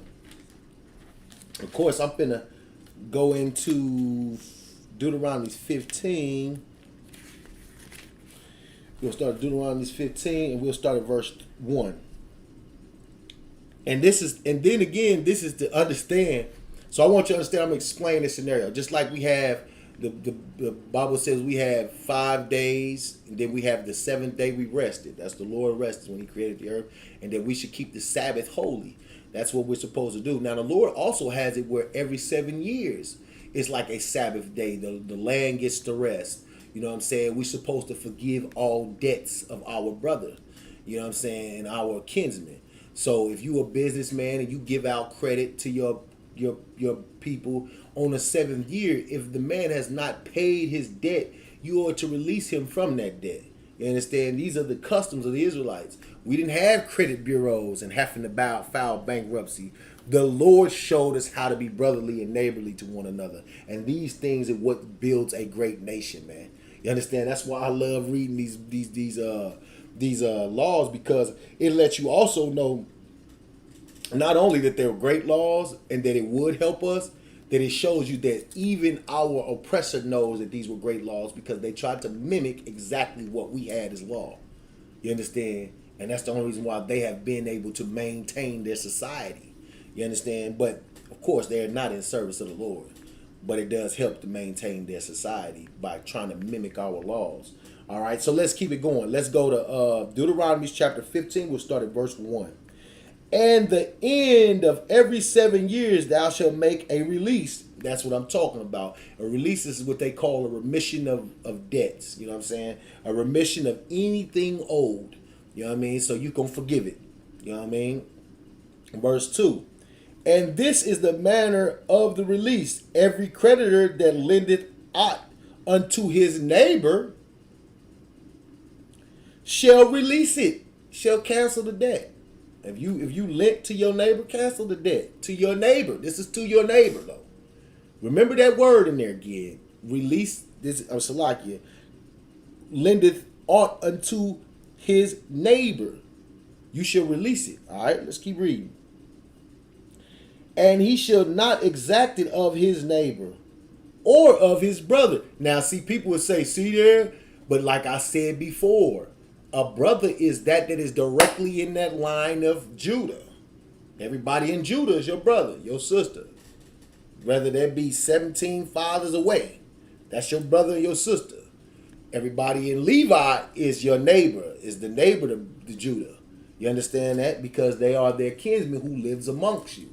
But they are still your brothers in Israel. You understand? Because Israel is the father of you all. No different than what I said before, brother from another mother. That's a neighbor. You understand? Let's keep reading. because it is called the Lord's release. So this is something that the Lord deemed necessary for us to do. Again, the Lord knows just how to raise a great nation, man. Verse 3, of a foreigner. What's a foreigner? Somebody who is not of this nation. You understand? If a foreigner, thou mayest exact it again. Meaning, if it's a foreigner, you can get your money on the 7th year. Don't worry about giving up your money. Why did the Lord say that? I'm going to bring out why the Lord said that. But you can get your money back. You understand? And I'm gonna bring that out. I'm gonna bring that out why you can get your money back. But you can get your money back, man. It ain't over because he's a foreigner. He's not a part of this nation. You understand? But that which is thine with thy brother, thine hand shall release. But if it's thy brothers, if it's the brothers, you know what I'm saying? You gotta release it. You know what I'm saying? You gotta let it go. All right. So, but this is the reason for that. Like I said, the Lord knows how to run a nation. He's given us the laws and the provisions to make a great nation. Verse 4.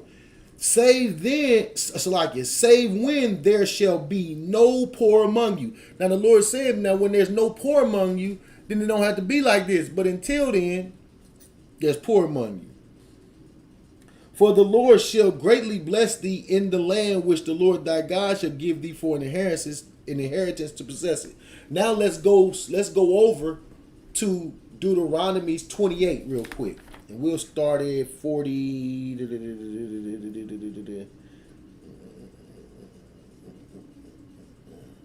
me see.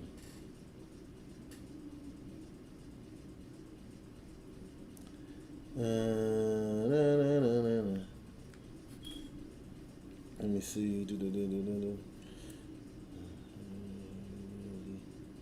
Let's start at 43. This is confirmation on that foreigner that was just talked about was a man of another nation. This is Deuteronomy chapter 23.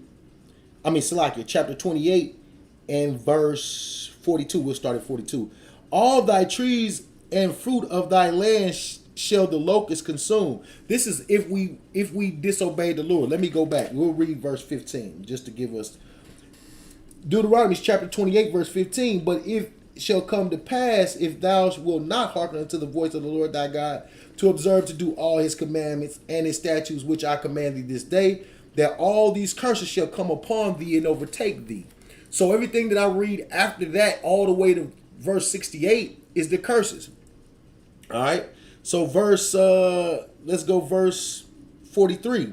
The stranger that is within thee shall get up above thee very high, and thou shalt come down very low. So who's the stranger? Those that have came over into this land. The so-called oppressor, man. The so-called colonizer, man. Came over and oppressed my native Indian brothers.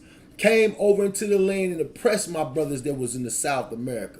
You know what I'm saying? That they came and made slave out of and took them back over into Spain and Italy and in Europe and took them and made them slaves, man. You know what I'm saying? And also went and took us from the west coast of Africa and brought us back over here to the new world, or what you call North America.